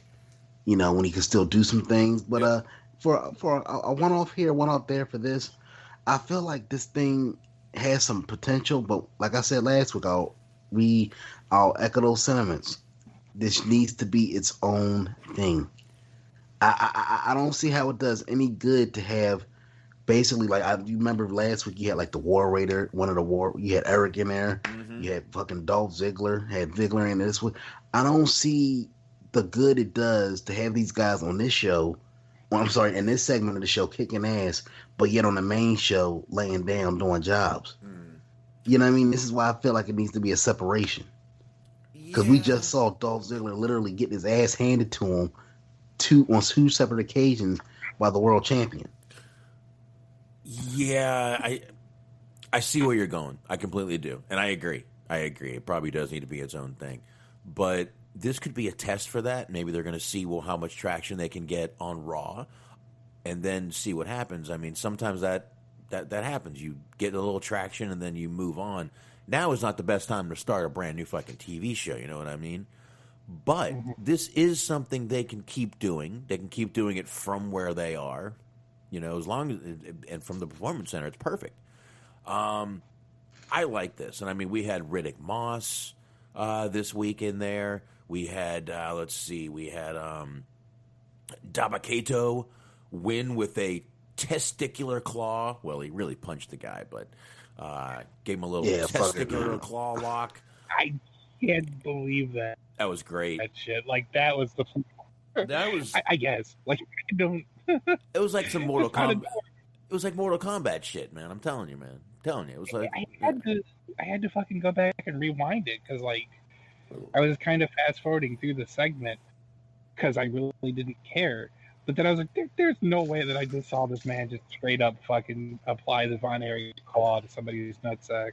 And then I rewound it, and sure enough, there you go. He did. Like, it was... I feel like that should have probably gone to, like, Baszler. Like, have her go against, like, just a random, like, not too terribly assuming-looking guy, but he's being an asshole. Like, what's this woman doing here? And she just straight up just... I liked that she did step up to that big dude, though, man, to Dabba-Kato. She stepped up to him, and he was like, what the fuck are you thinking? I got a feeling she could kick the shit out of him, to be honest with you. Hold that thought, because while we're talking about the women, I'm going to see if I can find it real quick. But another person on Twitter that didn't take too kindly to the dancers was one Medusa. What? And the ultimate mark of irony. Yep, and obviously people have been going after her too. With remember this WCW run towards the end with the big fake. Yeah, which she still has, driving that big old monster truck, them big old boobies bouncing around in that truck. Anyway, keep talking. I'm trying to think if I can find it real quick. All right, and we did have Shayna Baszler put out on here, who the segment was. I get what they were trying to do. Shayna is a badass. I'm not gonna fucking lie, but these girls were not the best to have come at her. They couldn't do much. Now the one girl did try to. The one girl at least tried to use an MMA move by putting her in, trying to put her in a triangle choke. Shayna just had her arm in front of it, so I think that was a little mistimed on both their parts. To be honest with you, I think it was supposed to look better than it did, but not horrible. I have a question about that real quick. I want to get your opinion and Anthony's opinion too. Like, I'm trying to form the best possible way of asking this, but like, I'm starting to kind of think that the people that are legitimate badasses, like, this segment's almost a detriment to them, because like, I was watching and I thought it was cool that they had Shayna beat like 3 girls at one time, but like, you could clearly tell, and I don't blame her, but she wasn't trying to hurt anybody. And like, every once in a while you would see a punch that just looked very soft, and like, I almost wonder if that does more to kind of hurt the reputation, because obviously, yes, it's work, we all know, but like, it just looked like she was purposely, like, she was almost trying to go against what she was trained and make it try to look like a work. instead of actually just doing what she would normally do in that situation, but kind of trying to take a little bit off of it, if that makes sense. Yeah, I could see where you're going with that, but I mean, she does the same thing in the ring. She kind of has to pull back too, so I don't think it really is going to make a difference here, even though this is supposed to be sort of a worked shoot. But I mean, let's face it, if Shayna really got in there, she would have knocked all three of these bitches out with one fucking punch probably anyway. Sure. I mean, well, maybe except for the blonde girl. She was a little bit jacked up. She probably could have taken a punch or two. But Shayna's a trained MMA fighter, so no, I don't think it will. I mean, and it might make a few people really look better, like Dolph. Maybe it'll give him a little bit of legitimacy. I doubt it, but maybe. I'm trying to think of something positive, Anthony. No, it won't. Just once again because of how it's positioned. I love because because to Smart's point, like last week, that's one of the things that I noticed. Like they're trying to make this shit like look as real as possible, like gritty, it's raw, underground. But you can clearly see, depending on who you're looking at, these people throwing fucking work punches.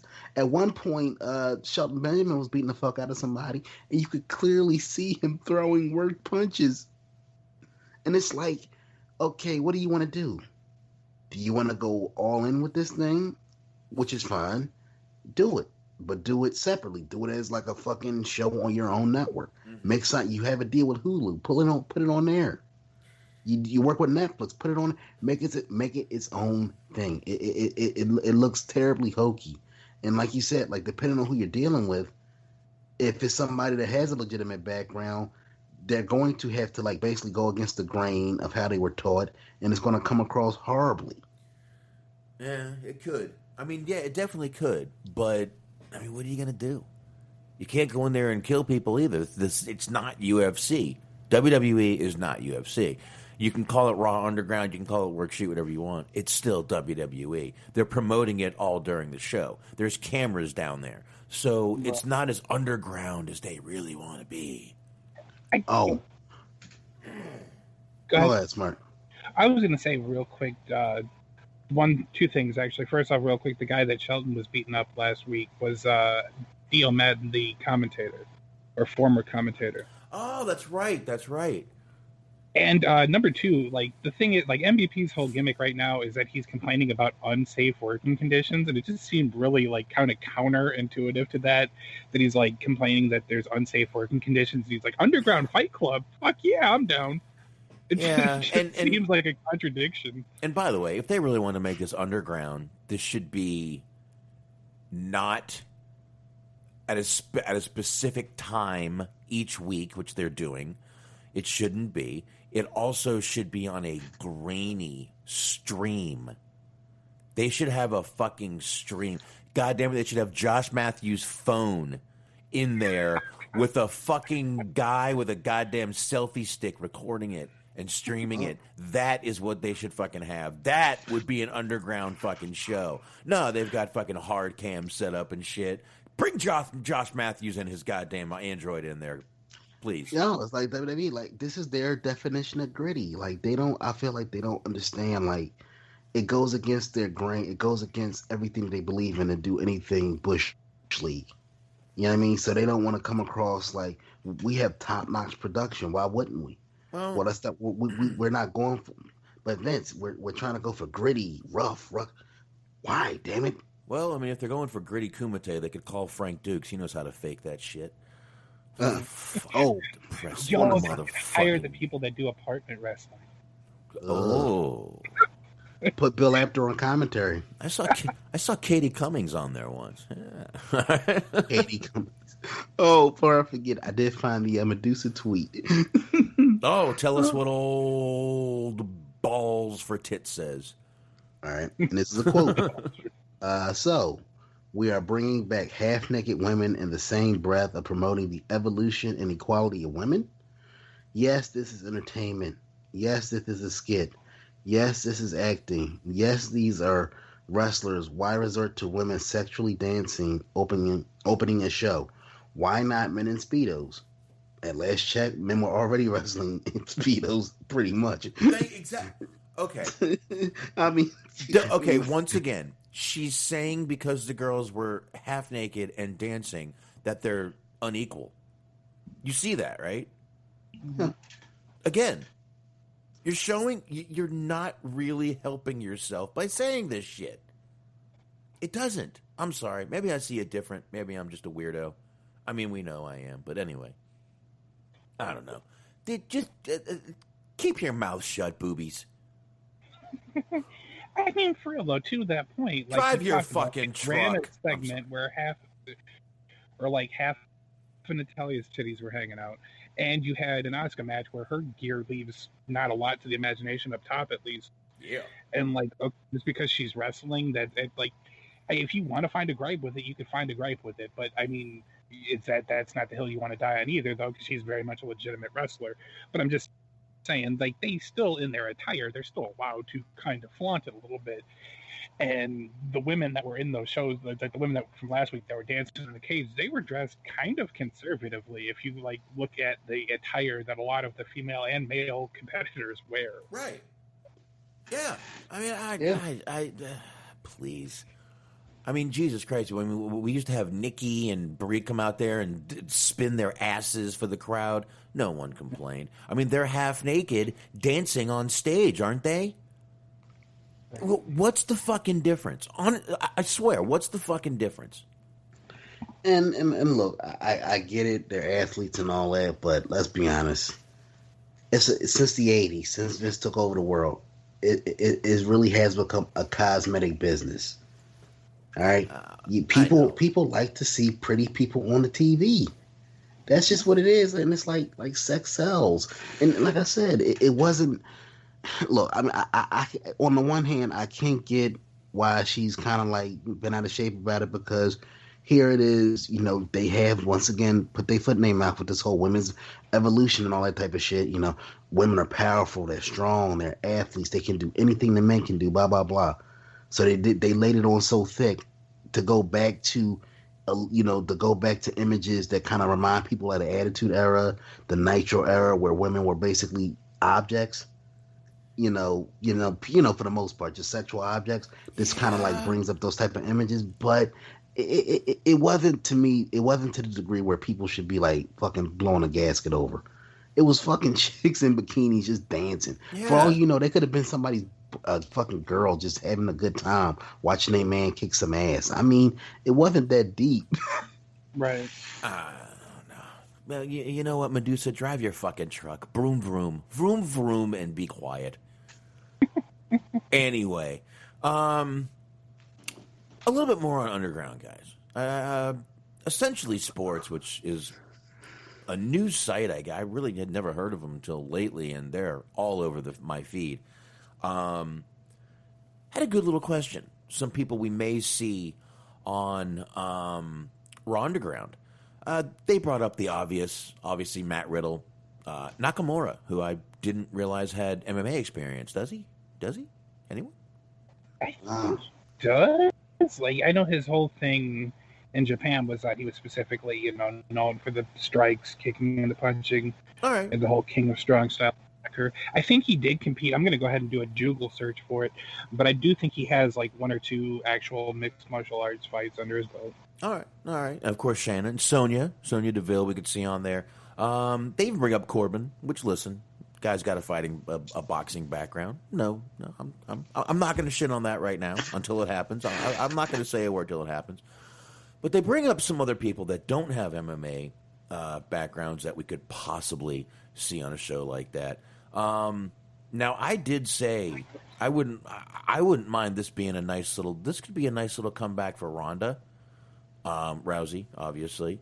But again, they bring up some non-MMA talents like Sheamus. Could we see Sheamus? Listen, Sheamus. Now, Sheamus is known for being Now, he's known for being a hard-hitting son of a bitch, even in the ring. Really, everyone has said he is he lays that shit in hard. So, what do you think, Sheamus? I would give damn near anything. I give my last dime to see him try to pull that tough guy shit on a guy like Matt Riddle, like somebody with some serious credentials. You say he hits hard, that's cool, but we're talking about somebody with legitimate, real life fighting background. You know, a background in MMA, guy that was basically trained from damn near birth to hurt you. Right. You know what I mean? It's like when you hear these stories about back in the day, you know, people like, you didn't hear too many people fucking with Kurt Angle or Brock Lesnar because these were legitimate dudes that they didn't fuck around. Right. The only person that I think could get away with being like a legit badass and not having nobody fuck with him is probably like Ron Simmons.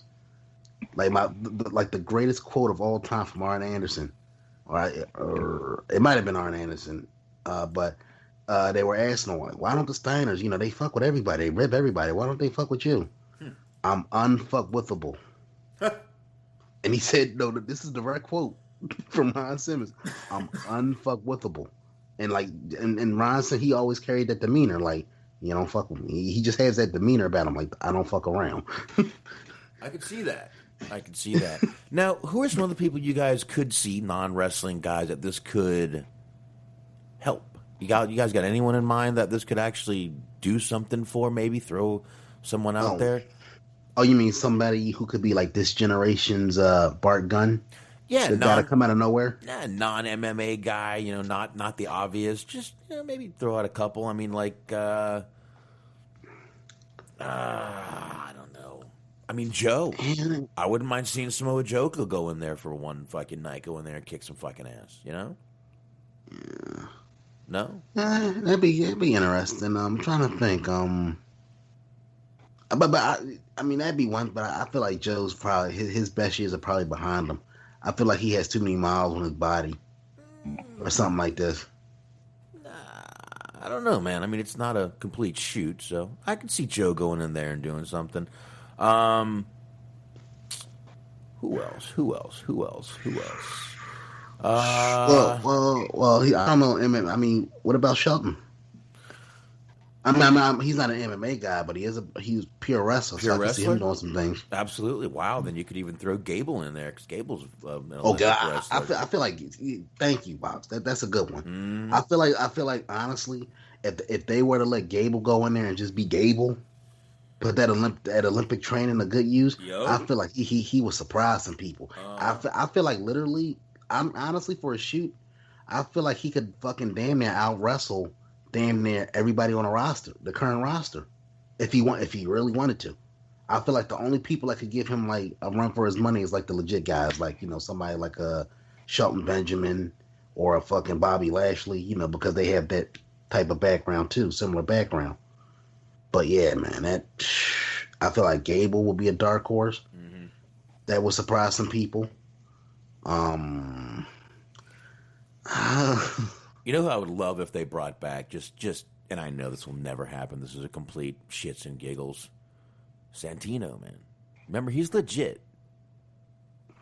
Yeah, you talking about that, it still blows my mind that the dude that fucking Cobra is a fucking legitimate badass. Legit, could really whip some ass. I'm never going to happen, just kind of a... Smart, you got any? He's still on good terms with the company, so you never know. Yeah, Smart, you got any over there? I mean, it's kind of on the nose. One of them that I would have would be Timothy Thatcher.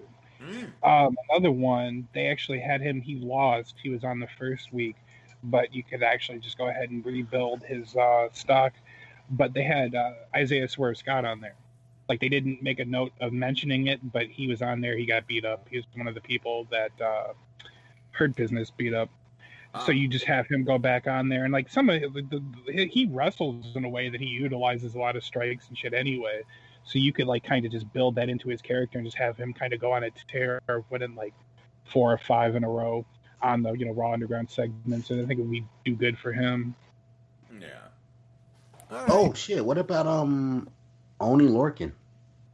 Oh, there you go. Yeah, I didn't even think of NXT, but yeah, there's a few people there that could go over there. Women, you're kind of limited. A little bit. I mean, like I said, I'm sorry, Smart. I mean, Sonya Deville, obviously. I wouldn't mind seeing Asuka go over there either. Right. I mean, Natty. I mean, Hart. I mean, Dungeon trained. You can't tell me she don't know some submissions. Yeah. I mean, Lana could go dance. I mean, what? There is nothing wrong with it. She's just as equal as anyone else if she wants to get up there and shake her moneymaker. I'm sorry. Hey, some women are built to kick ass. Some women are built to shake it. Remember when they all used to say, if you got it, flaunt it. Now they're like, if you got it, you better keep it inside and flaunt it in the fucking darkness. Damn it. Yeah, fuck those people. All right. Anyway, Smark, you got any more? I mean, if we're going to do the women thing, I think kind of the obvious choice. I think you could even just kind of build a feud between her and Baszler through this. But Mercedes Martinez. Oh. Nice. Just full on wreck shop. And then just lead to them having an actual match or having some kind of Raw Underground thing. Well, they're going to throw Nia Jax down there one night. Well, I mean, she might be a good shoot fighter. She injures people and works. Yeah, just down there fucking people up. She'll throw someone off that little fucking stage. They'll get hurt, and she'll be like, "Sorry." What if they found a way to actually make it so that she tries to do work in there, but she legitimately hurting people just on accident? Like she shakes somebody's hand and their fucking wrist snaps. Jesus. Oh Jesus. Oh sorry. While we're talking about the women, I'm not like most girls. Yes. Shit. While we're talking about women, real quick, tie in some more news. You guys heard what happened with Shotzi Blackheart? Yeah. Go ahead. I had that for Friday when we do NXT. But go ahead. Let's knock it out. I'll move it. Oh my bad, man. No. Go. No, just real quick. So this happened. Looks like August 11th. My car was stolen outside my apartment last night in Orlando. 2015 white Honda Civic. Last track driving down Chickasaw at 5 a.m. Also, my gear bag with all my gear, boots, insurance jacket, and helmet were in the trunk. If you are wondering why I'm wrestling in street clothes and don't have my helmet, that is why. That's fucking gross, man. I know, man. We're in shitty times, man. Yeah, that's just one of those things I had kind of put in my notes over here just because I was just I literally had shitty human being next to this little story. And I'm like, that's just shitty. I'm not even the biggest Shotzi fan, but I hope everything works out for it because that's just, man. Yeah. Thieves and liars, two things I can't stand. Yeah. All right. I got two more things on Raw, and I honestly, guys, I got no more news. Well, I got one more news to tie into the next little thing here. We had the Retribution thing. They were on a couple times. Now, Retribution, I know a lot of people are trying to figure out who these guys are by their size, by their eyebrows. I saw people. Did you see the one guy's eyebrows? It's Xavier Woods. Okay, calm down. All right. According to Dave Meltzer, he reported this on Sunday night's main event podcast. The people used under the masks and hoods are not going to be the wrestlers playing the actual characters when the members are revealed. Meltzer said that he was told this outright by somebody. It's being reported that the members of Retribution are being kept very close by the top WWE officials and will not be revealed immediately. So it's going to take a little while for that. But if you're trying to guess who they are by their facial features, you're not going to have a lot of luck, and you're going to be there for a very long time because they're not going to be the same people. So enjoy, have fun. But, yeah, I'm not liking this storyline. I think it's pretty ridiculous, to be honest with you. They won't do certain things in this climate, but this is something they'll do. It's very odd. Very, very odd. Oh, we don't want to be political in any of our storylines. Oh, Daniel Bryan can't do that one storyline, the green storyline. It's too political. But these guys can be violent, tear up, spin, flip over cars and throw cinder blocks through windows. That ain't political. It's just what's happening on television right now. No, it's just they want to whip their dick out, but then it's okay, my dick is out. Now what do I do with it? I mean, well, like no, you gotta go all these. Well, I mean, you gotta go all the way with it. Once you put it out there, you gotta go all the way with it. I know, but there's only one question. Why is your dick out? I mean, that's the only question I have for you, Anthony. Why is your dick out? I have to ask again. Can you answer? No, I was going for a metaphor. I had no answer for that specific question. No, metaphors. It's a metaphor, motherfucker. Metaphor. I feel like it's not would have been an acceptable answer. Stop being so meta.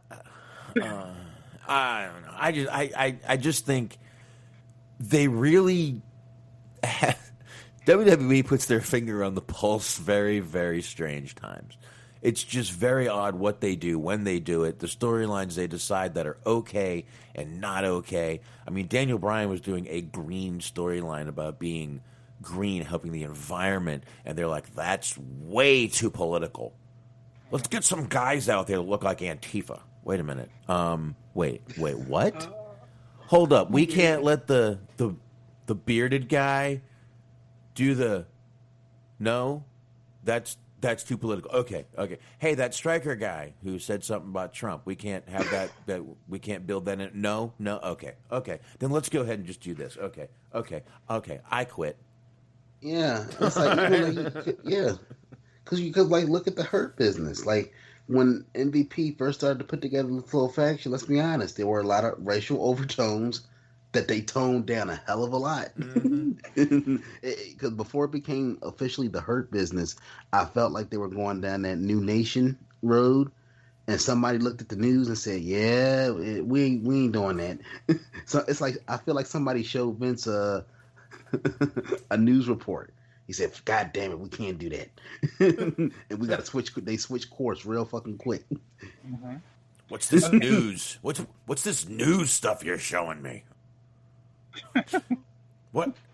Wait, this is on all day? Okay. and I guarantee you, like, if it's my best guess, I feel like those guys, well, specifically MVP, they probably wanted to do like more of a nation type of deal, and then they had ixnayed it because, like I said, like with everything going on, they didn't want to get political. It's like they want to tease some things that appear edgy. But then they think about like sponsorship, because remember, WWE's a publicly traded company now. Mm-hmm. This isn't just Vince's deal where he can just do whatever he wants on a whim. He might want to go all the way with something, but he has advisors now.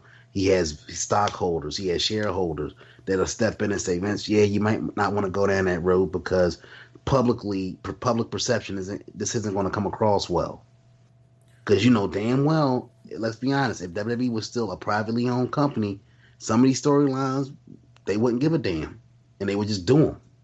Right. And some of them. They would do them. So I feel like a lot of times they're handicapped because they don't want to lose sponsorships. They don't want to lose that TV money, which, let's be honest, is what's keeping the company afloat right now. That TV money. So you don't want to fuck up that. You don't want to fuck up that deal. So you got to keep everybody happy. So I feel like fans' enjoyment of the product is low on the list of priorities. In the grand scheme of things, because even though we're still paying them and they'll gladly take our money, if you really think about it, the money they make off of us at this point is a fucking piss, is a drop of piss on a plate. Oh yeah, compared to what they're making from other places. Mm-hmm. So when Peter, this is why I kind of laugh when people put out screenshots. I'm going to cancel my WWE network. Okay, Mark. Okay, Bobby. They're not going to give a fuck about your $10. They just made fucking $10 million on the stock market. They just made how much money off of Fox? I paid for your house, CM Punk. Yeah, really? Did you? Go buy another T-shirt and tell me that, you fucking dimwit. And you remember all that when CM Punk quit? I paid for his house and his life and his. No, you really didn't. You really didn't.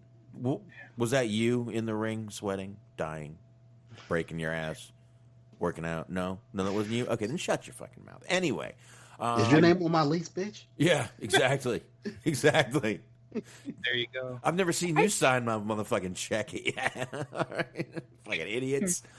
Anyway, any more on Retribution? I'm not happy with it. I have one big thing Please. that stuck out to me at least. Okay. And I'm honestly trying to play along here, but I'm watching Raw, and they show what they did last week on Raw. They show what they did on SmackDown Friday, and I'm sitting there thinking, if this is an invading force, if this is an outside group that are not affiliated with the company, that are working outside of the company, why would you, as the company, spend the kind of time, money, and resources to build them a video package showcasing what they've been doing? I genuinely don't understand how that makes sense. Like, you could do it in a kayfabe-friendly way of having them, like, quote-unquote, hijack the show, since they've been fucking around with the lights and the microphone equipment and whatnot. Like, you know, not Michael Cole, but, you know, one of the commentators, Samoa Joe, could be in the middle of talking about something, all of a sudden the screen cuts out, and, you know, okay, we're in control now, here's what we've been doing. You know, whatever. Like, why would they, as a company, and they even put on their Twitter, like, they helped get their name out. They're like, well, this group that's been coming in and fucking people up, they want you to know that their name is Retribution. We decided to pass that along. Yeah. Like, why are you helping promote the people that are trying to fuck your shit up? It doesn't make sense. Thank you, Smart. That's actually a very an astute point there. Ooh. It kind of takes seriously, because it takes me back to the early days. You know, I know it's fun to kind of poke fun at all of the shit that WCW did wrong, but they did a lot of things right that get glossed over because, you know, they lost ultimately the war and shit. But if you even look back at the initial NWO run, right? WCW, once again, back when, you know, wrestling was good and people actually put thought in the shit, they never went out of their way to produce video packages for the NWO. The following announcement was paid for by the New World Order. Right. So whenever you would see vignettes and all of that shit, they at least created a storyline reason for why they were getting television time. They paid for it. They would pay for those promos. They would pay for those segments. Whenever you saw like a vignette of the NWO tearing shit up, the following announcement has been paid for by the New World Order. Boom. It was simple and effective. Whoever came up with that idea, fucking brilliant. Yep. And I'll tell you, I just was about to say they've got to get more NWO with this. They have to. I would love to see this guy take over a fucking right in the middle of a match. One of the guys come on there with a goddamn, you know, the muted voice, or, you know, when they try to cover their voice, giving demands on what they want and shit. I'd love that. That would make this storyline at least interesting. I don't think they're going to go that far. But listen, I'm not going to say this storyline can't turn around. As of right now, I don't like it. It can. I do see a few things that could change it. I mentioned a couple, which are not going to happen. But let's see where it goes. Let's see what they do Friday. Let's see what they do Friday night.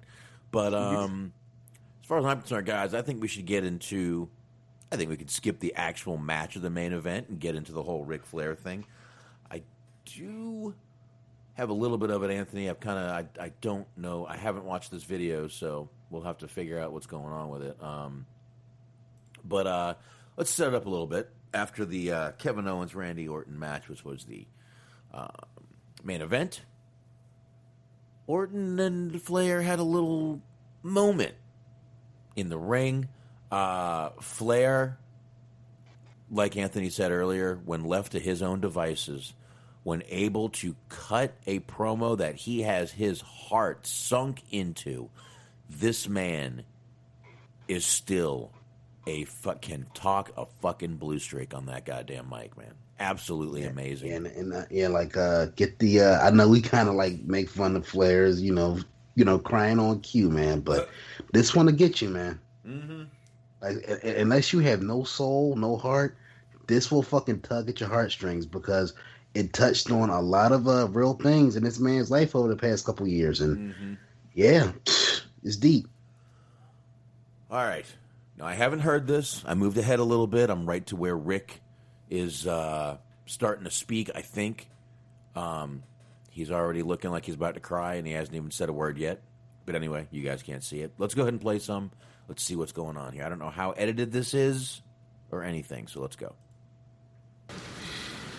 Do I like the spotlight? Yeah. Do I like to call you the greatest because you are? Yeah. Do I want to be part of the spotlight? Yes, who wouldn't? I'm 71 years old. I'm on Raw. Do you know what that means? I got guys like Hogan calling me. How is it? And I said, Hulk, it's the greatest feeling in the world. Because I'm with you. I'm here because I do want your approval. And I do want to be with you because I want to be there when you win your 14th, 15th, 16th, 17th. I want you to break my record. Listen to me. Not John Cena's record, my record. A record you grew up on, your dad knows it. Driving 3,000 miles a week for $150. Okay? For how many millions of miles in the air flying one city after another? You know what that's about because you did it with me. And you were home when your dad was on the road. No cell phones back then. You know what I went through.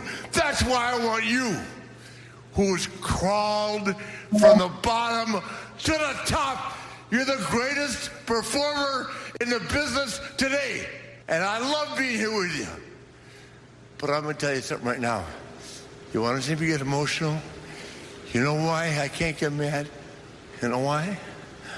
Because after 31 days of being in intensive care and being in a coma for 12 of them, I woke up and all I wanted in life was to tell the people who I hadn't told that I loved them and to make sure everybody that I loved knew how I felt. I called around everybody that mattered to me because you have to be this close to where I was to know what that feeling is. And I'm not trying to take anything from you. I'm just walking down the aisle with you, man, having a good time. All I am right now, I'm Charlotte's dad and want to be part of Randy Orton's life. I've been there, man. I ain't Ric Flair anymore. You're right. But I'm a big fan of you, and you're the guy to break my record. That's all I want. All right, from here he takes the mic, he throws it out, he hugs Rick, and then he nuts shots him right after. Right after that, we see Randy. Obviously, he's holding Ric Flair in his arms a little bit, kind of like, it's okay, it's okay. I'm going to take you out of your misery. I'm going to put you out of your misery, even. And he goes to punt him, and the lights go out. Retribution. Yeah, and I actually heard there's a couple theories on this one. All right. Now, obviously, they did the deal where, because, you know, as Rick pointed out in that promo, he's 71 years old, and it not only would it be uncomfortable to watch, it's not a good move to have a senior citizen of that age taking bumps. So they did the deal where flash the lights, they make you think he gets kicked in the head, right? Mm-hmm. Now, I've heard a scenario brought up that I didn't really think about, but it actually makes sense. What if Orton and Flair were playing mind games with old Drew? Makes them think, you know, the lights going off. They make you think that fucking Flair gets punted. Flips on him at he flips on Drew at the pay-per-view. Maybe. I think that's looking a little deep. So but you think this is you think this is in other words, do you think this is a ploy, or do you think it was legitimate? I think they want to separate Flair and Orton. It was just a short-term thing. I think they want to get Flair out of there because of all they're getting flack for him being there anyway. They're taking a little bit of criticism. Him being his age, being out there with the, you know, obviously this is coronavirus, you know, we got going around. So people, here they are getting some flack, and Rick might want to go home. I mean, his wife was sick. He might want to just go home, man. And I think this might be legit. I think they want to write him off for a little while. I really do. And Randy doesn't need him. Ric Flair doesn't need to speak for Randy. Randy has been doing just fine speaking for himself for a very long time. Sometimes he's annoying. Sometimes he doesn't make sense. Sometimes he rambles. But lately, when he's into it, when he wants to go out there and when he wants to do something, Randy can go out there and fucking do what he's got to do. Yeah, I am kind of disappointed that he didn't expound on that story because we didn't get into the lead up to that Flair little speech where he basically said, "I love you, but I don't love you anymore because you're not the Ric Flair that I remember." He got into a little story about remember when I was 22, 23 and I got into some shit? Yeah. And you got me out of it? Damn. The one time I needed Orton to expand his promo, he cuts it short. I think that was... I really wanted to know that story. I think that was the wellness policy, his first wellness policy hit. Wasn't it? I don't know. I didn't get the vibe. That's it might have been, but I don't think that was the road he was going down. Oh, maybe. I don't know. I guess we'll see. You never know with Randy. He might have been smoking pot or something. Who knows? Yeah. Doing a little Kokorowski. Who knows? Who knows? But who knows? Maybe a chick was involved. You never know. You never know with old Randy Orton over there. He's Randy. But Smart, man, what are your thoughts? Yeah, please. It's just like it was a very, very well done promo. I think first off, because we didn't play that; it wasn't part of the video, but just the kind of idea of Orton basically telling him that pretty much all he's good for now is crying, and the Ric Flair that he knew would never have a pacemaker. Just the kind of idea of kind of Orton trying to almost come to grips with his own mortality in a sense by seeing the man that he looked up to as a hero kind of slowly degrading before his very eyes, and him just being very frustrated that Ric Flair isn't Ric Flair anymore. I thought that was very interesting. The speech that he gave that we did play, it seems like, I think he'll be on TV more, but that it kind of seemed like a swan song type of a promo. I can very much see them using this, what he said in that promo, when he does end up passing away. And I'm definitely going to end up going back and watching it. It seemed like it was this very sort of, it was interesting and it was compelling, but it was just also kind of sad because it was just the idea of just coming to grips with everybody that, we were talking about Kamala. Kamala just passed away. He's 70. Ric Flair said he was 71. So unfortunately, it's gonna be around the corner. Nobody knows. You can't say for sure when it's gonna happen, but it's something that we're all gonna have to deal with at some point.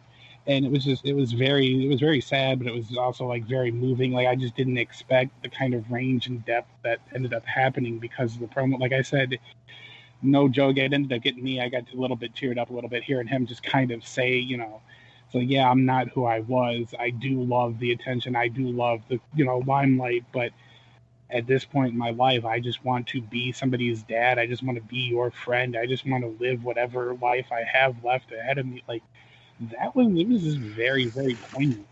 And I think it definitely, it makes Orton look out to be such a great heel of just, somebody's kind of pouring themselves out to you, and your response is, well, you're getting in my way of achieving what I want to achieve, so I'm going to kick you in the fucking head. It just makes his character look so determined to get to that point where he becomes champion again that it served its purpose tenfold. And honestly, we forgot another line in there from Orton. I'm the son you wish you had.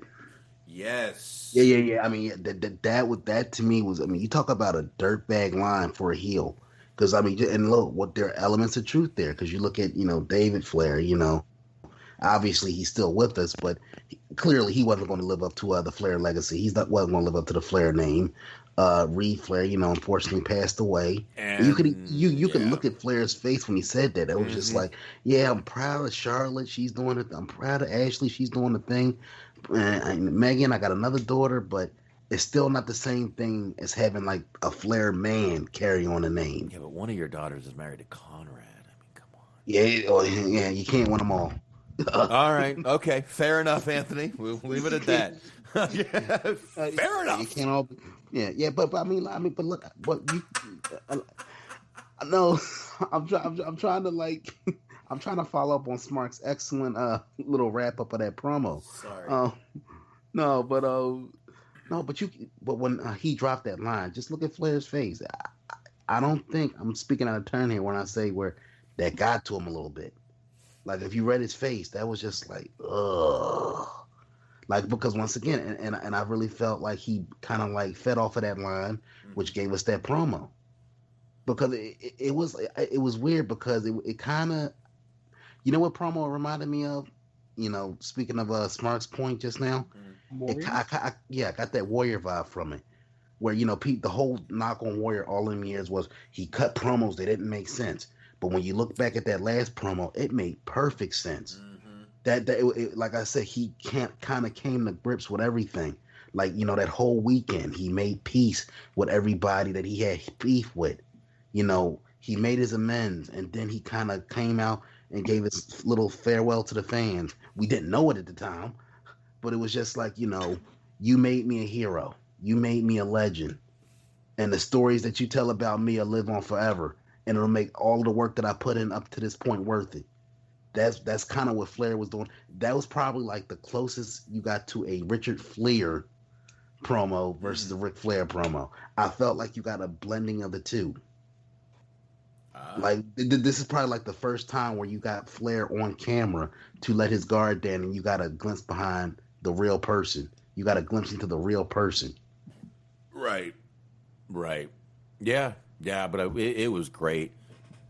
Great to see Flair dig down, not have to go out there and try to remember a bunch of fucking lines, because you know he wasn't. You know he went out there. I'm sorry, there was no way Ric Flair that was written for him. No way in hell, absolutely fucking not. No, come on, dude, think about it. WWE in everything about the product is so sanitized nowadays. Ric Flair was out there talking about, look, I was in a hospital for 31 days. I didn't know whether I was going to come out that fuck alive. And he said, when I survived that, I was telling people, it was, put it to you like this, for 2020 WWE standards, this was a pretty heavy, dark type promo. And it's one of those deals where I feel like he got a lot of creative leeway. Yeah, definitely. It wasn't like I just feel like, you know, Vince said, just go out there and be Rick, you know, just talk. Which is why I think this might be a little. Go take a break. Go take care of your wife. Just make sure everyone's okay. I think this might be not a swan song, like Mark said, but I think this might be a break for Rick. And let's face it, if he's not going to manage somebody, why bring him back? And, you know, I know they're not traveling right now, but I'm not sure where Ric Flair lives. I don't know if he lives in Florida. I don't think he does. So maybe the traveling's getting to him. He's 71 years old. He said it. A lot of reasons he could be doing this, but either way, and if you got, it makes sense. Yeah. If you want to sit Lawler out, who's younger than Flair, it's like, come on. At this point, it's kind of jarring when you see, you know, Ric Flair is like literally he's the only senior citizen on the show at this point between both shows, and it's kind of jarring. Yeah, so I guess you're gonna get him on out of there for a while, but that was amazing. Great promo. Randy Orton was great. Like I said, it kind of had a little Dexter Lumis feel to it, where he's just holding Ric Flair like, it's okay. You can go now. You can go home. It's okay. I'm gonna take care of everything here. Everything's fine. You know, it's kind of like when you're, you know, watching a war movie and, you know, you're you know, the best friend is dying in the main character's arms. So good shit, man. Really good shit all the way around, in my opinion. And that's all I got, guys. What about you? I want to know what you guys got anything else? Or I know Anthony's got to be up early. I know I got to get up early. Smark, I don't know. You. I don't know about you. Nobody ever truly knows. No one knows, but what do you guys got? You guys got any more? I mean, we got a little time left if you guys want. No, I mean, what can you say? I mean, you pretty much summed it all up. I don't know. I'm not gonna say whether it's a swan song, a break, what have you, but I'll just say this: it was a good note to end on for the time being. You know, through all of the horse shit with Flair up over the past few years, fights with wife's with his daughter's ex-husband, the divorces, the fucking TNA run that should have never happened, shitting on the Hall of, shitting on his the farewell match at WrestleMania and all that. I really feel like this one segment did a lot to undo all of that damage that he's done for the past decade plus, and it kind of got back to the roots of what made Ric Flair great. Because I'm sorry, go ahead. No, I just wanted to say, because I feel like a lot of, especially when we see a lot of these old timers, and I say that in the most respectful way possible. We grew up in a time where we're old enough to remember when Flair was in his prime doing his thing, and when guys like Brad and Shawn and Triple, to an entire generation that's watching now, they're just a bunch of old dudes. Mm-hmm. So when they see Taker come out there or Kane, it's like, get these old people off my TV. But I really feel like this promo segment, if you didn't know shit about Ric Flair before, or if you're a younger fan that's only heard about the legend of Ric Flair, you might have seen a clip here, a clip there. I really feel like that promo segment will go a long way towards teaching this current generation of wrestling fan what made Ric Flair special. Because I feel like you didn't, and it was one of those promos where you didn't have to know his history to know his background and know that was damn good television. Yeah. That was a damn good promo segment. That to me sums up what it means to be. That sums up the difference between being over and being a star. Mm-hmm.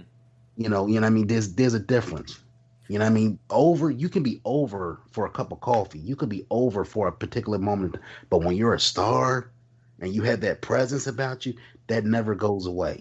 And when Flair's able to zone in and focus on that, man, nothing better. Like I said, hands down, there was nobody on this show, with the exception of Orton, that upstage Flair in terms of just like presence, right? Star appeal, power, just everything, man. Yeah, he really stole the show for me this week. And that touched on what I was going to say. Is this also made Orton, kind of reestablished Orton as the legend killer, the cold-blooded guy that doesn't care whether you're a friend or foe. He will take you out at any time. So it kind of reestablished Randy also. So this was there was a lot, everything that probably could have, happened in this storyline happened correctly. At the end. Yeah. It took to the end, but I don't know. I don't know what else to say. Smark, talk to me. Right. Couple of things. First off, I'll give them credit for using restraint and not trying to have, go back to the well and have Orton sort of parody the Shawn Michaels thing, the "I'm sorry, I love you" super kick. Orton all teary-eyed, I'm sorry I have to do this, boom, and then he kicks him in the head. But I think the one thing, a good indicator that a lot of this was just them off the top of the head, Orton called Flair a whore for fame. There's no way they're fucking putting that in a written script. They're not using the word whore in anything that they do. No. Meanwhile, it's not too far from the truth. I think that was the great thing about this, was there's a lot of realism involved. How many times have we made fun of Flair for just crying at the drop of a fucking hat? Yeah. How much we talked about, I remember you specifically saying that Flair pretty much doesn't give a shit about an opportunity for him to be on TV, and he's not turning that down. Those weren't your exact words, but I mean, they're basically close. They are straight up bringing forefront everything that us and people like us have been talking about. Yeah, absolutely. So, yeah. And honestly, to put a bow on it, I look at it like this. Obviously, I feel like this was the verbal. I feel like Flair gave Orton the verbal version of what he gave Sting back in the day. He made Sting in the ring with that one match at the first Clash of the Champions. The match that pretty much established Sting as the superstar that he will go on to become, right? But with this promo, I really feel like this was probably his last, I don't know, it's the best way of putting it. He put Orton over in the best way possible that he could at this point. He literally gave him his legacy to kind of tear down and then he kind of built himself back up with that promo. Orally. Yeah, pretty much. Gave Randy oral. Yeah. Lee.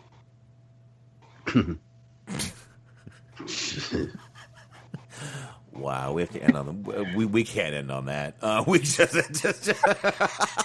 Yeah. That's you see. I said no comment. That was. I should. Sometimes I say things and immediately when I'm done, I'm like, man, that wasn't right.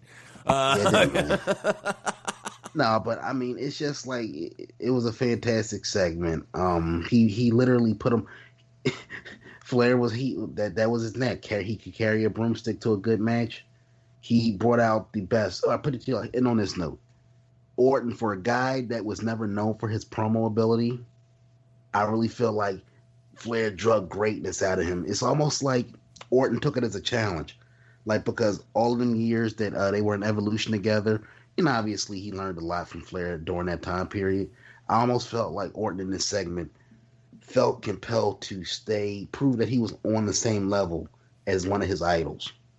And I really feel like this was probably the one promo that when we look back, when Orton is standing on the stage for his Hall of Fame induction at some point, I feel like we'll look back at this specific moment as one of his like star-making promos in terms of just like, wow, for a guy that was not known for promo ability, for one night, he actually pulled something out of it. Because like I said, Orton is hit and miss on the mic.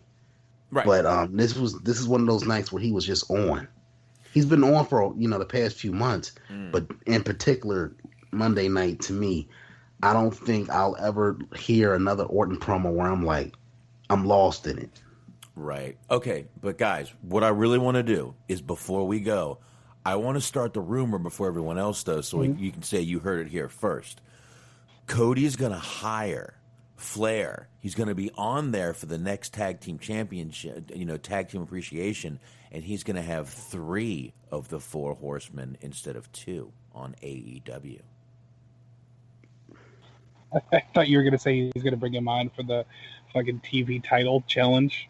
You just have Ric Flair crying about how much this means to him that he got to wrestle Cody. No. Like, I was a big fan of your dad, and it just means a lot for me to wrestle you, and hopefully your hot wife will be there. Oh, God. But meanwhile, I could see, I don't know, Ric Flair showing up on AEW. What do you guys think? Let's start the rumor right now. He's going to do it. Oh, my God, Ric Flair to AEW. Oh, my God.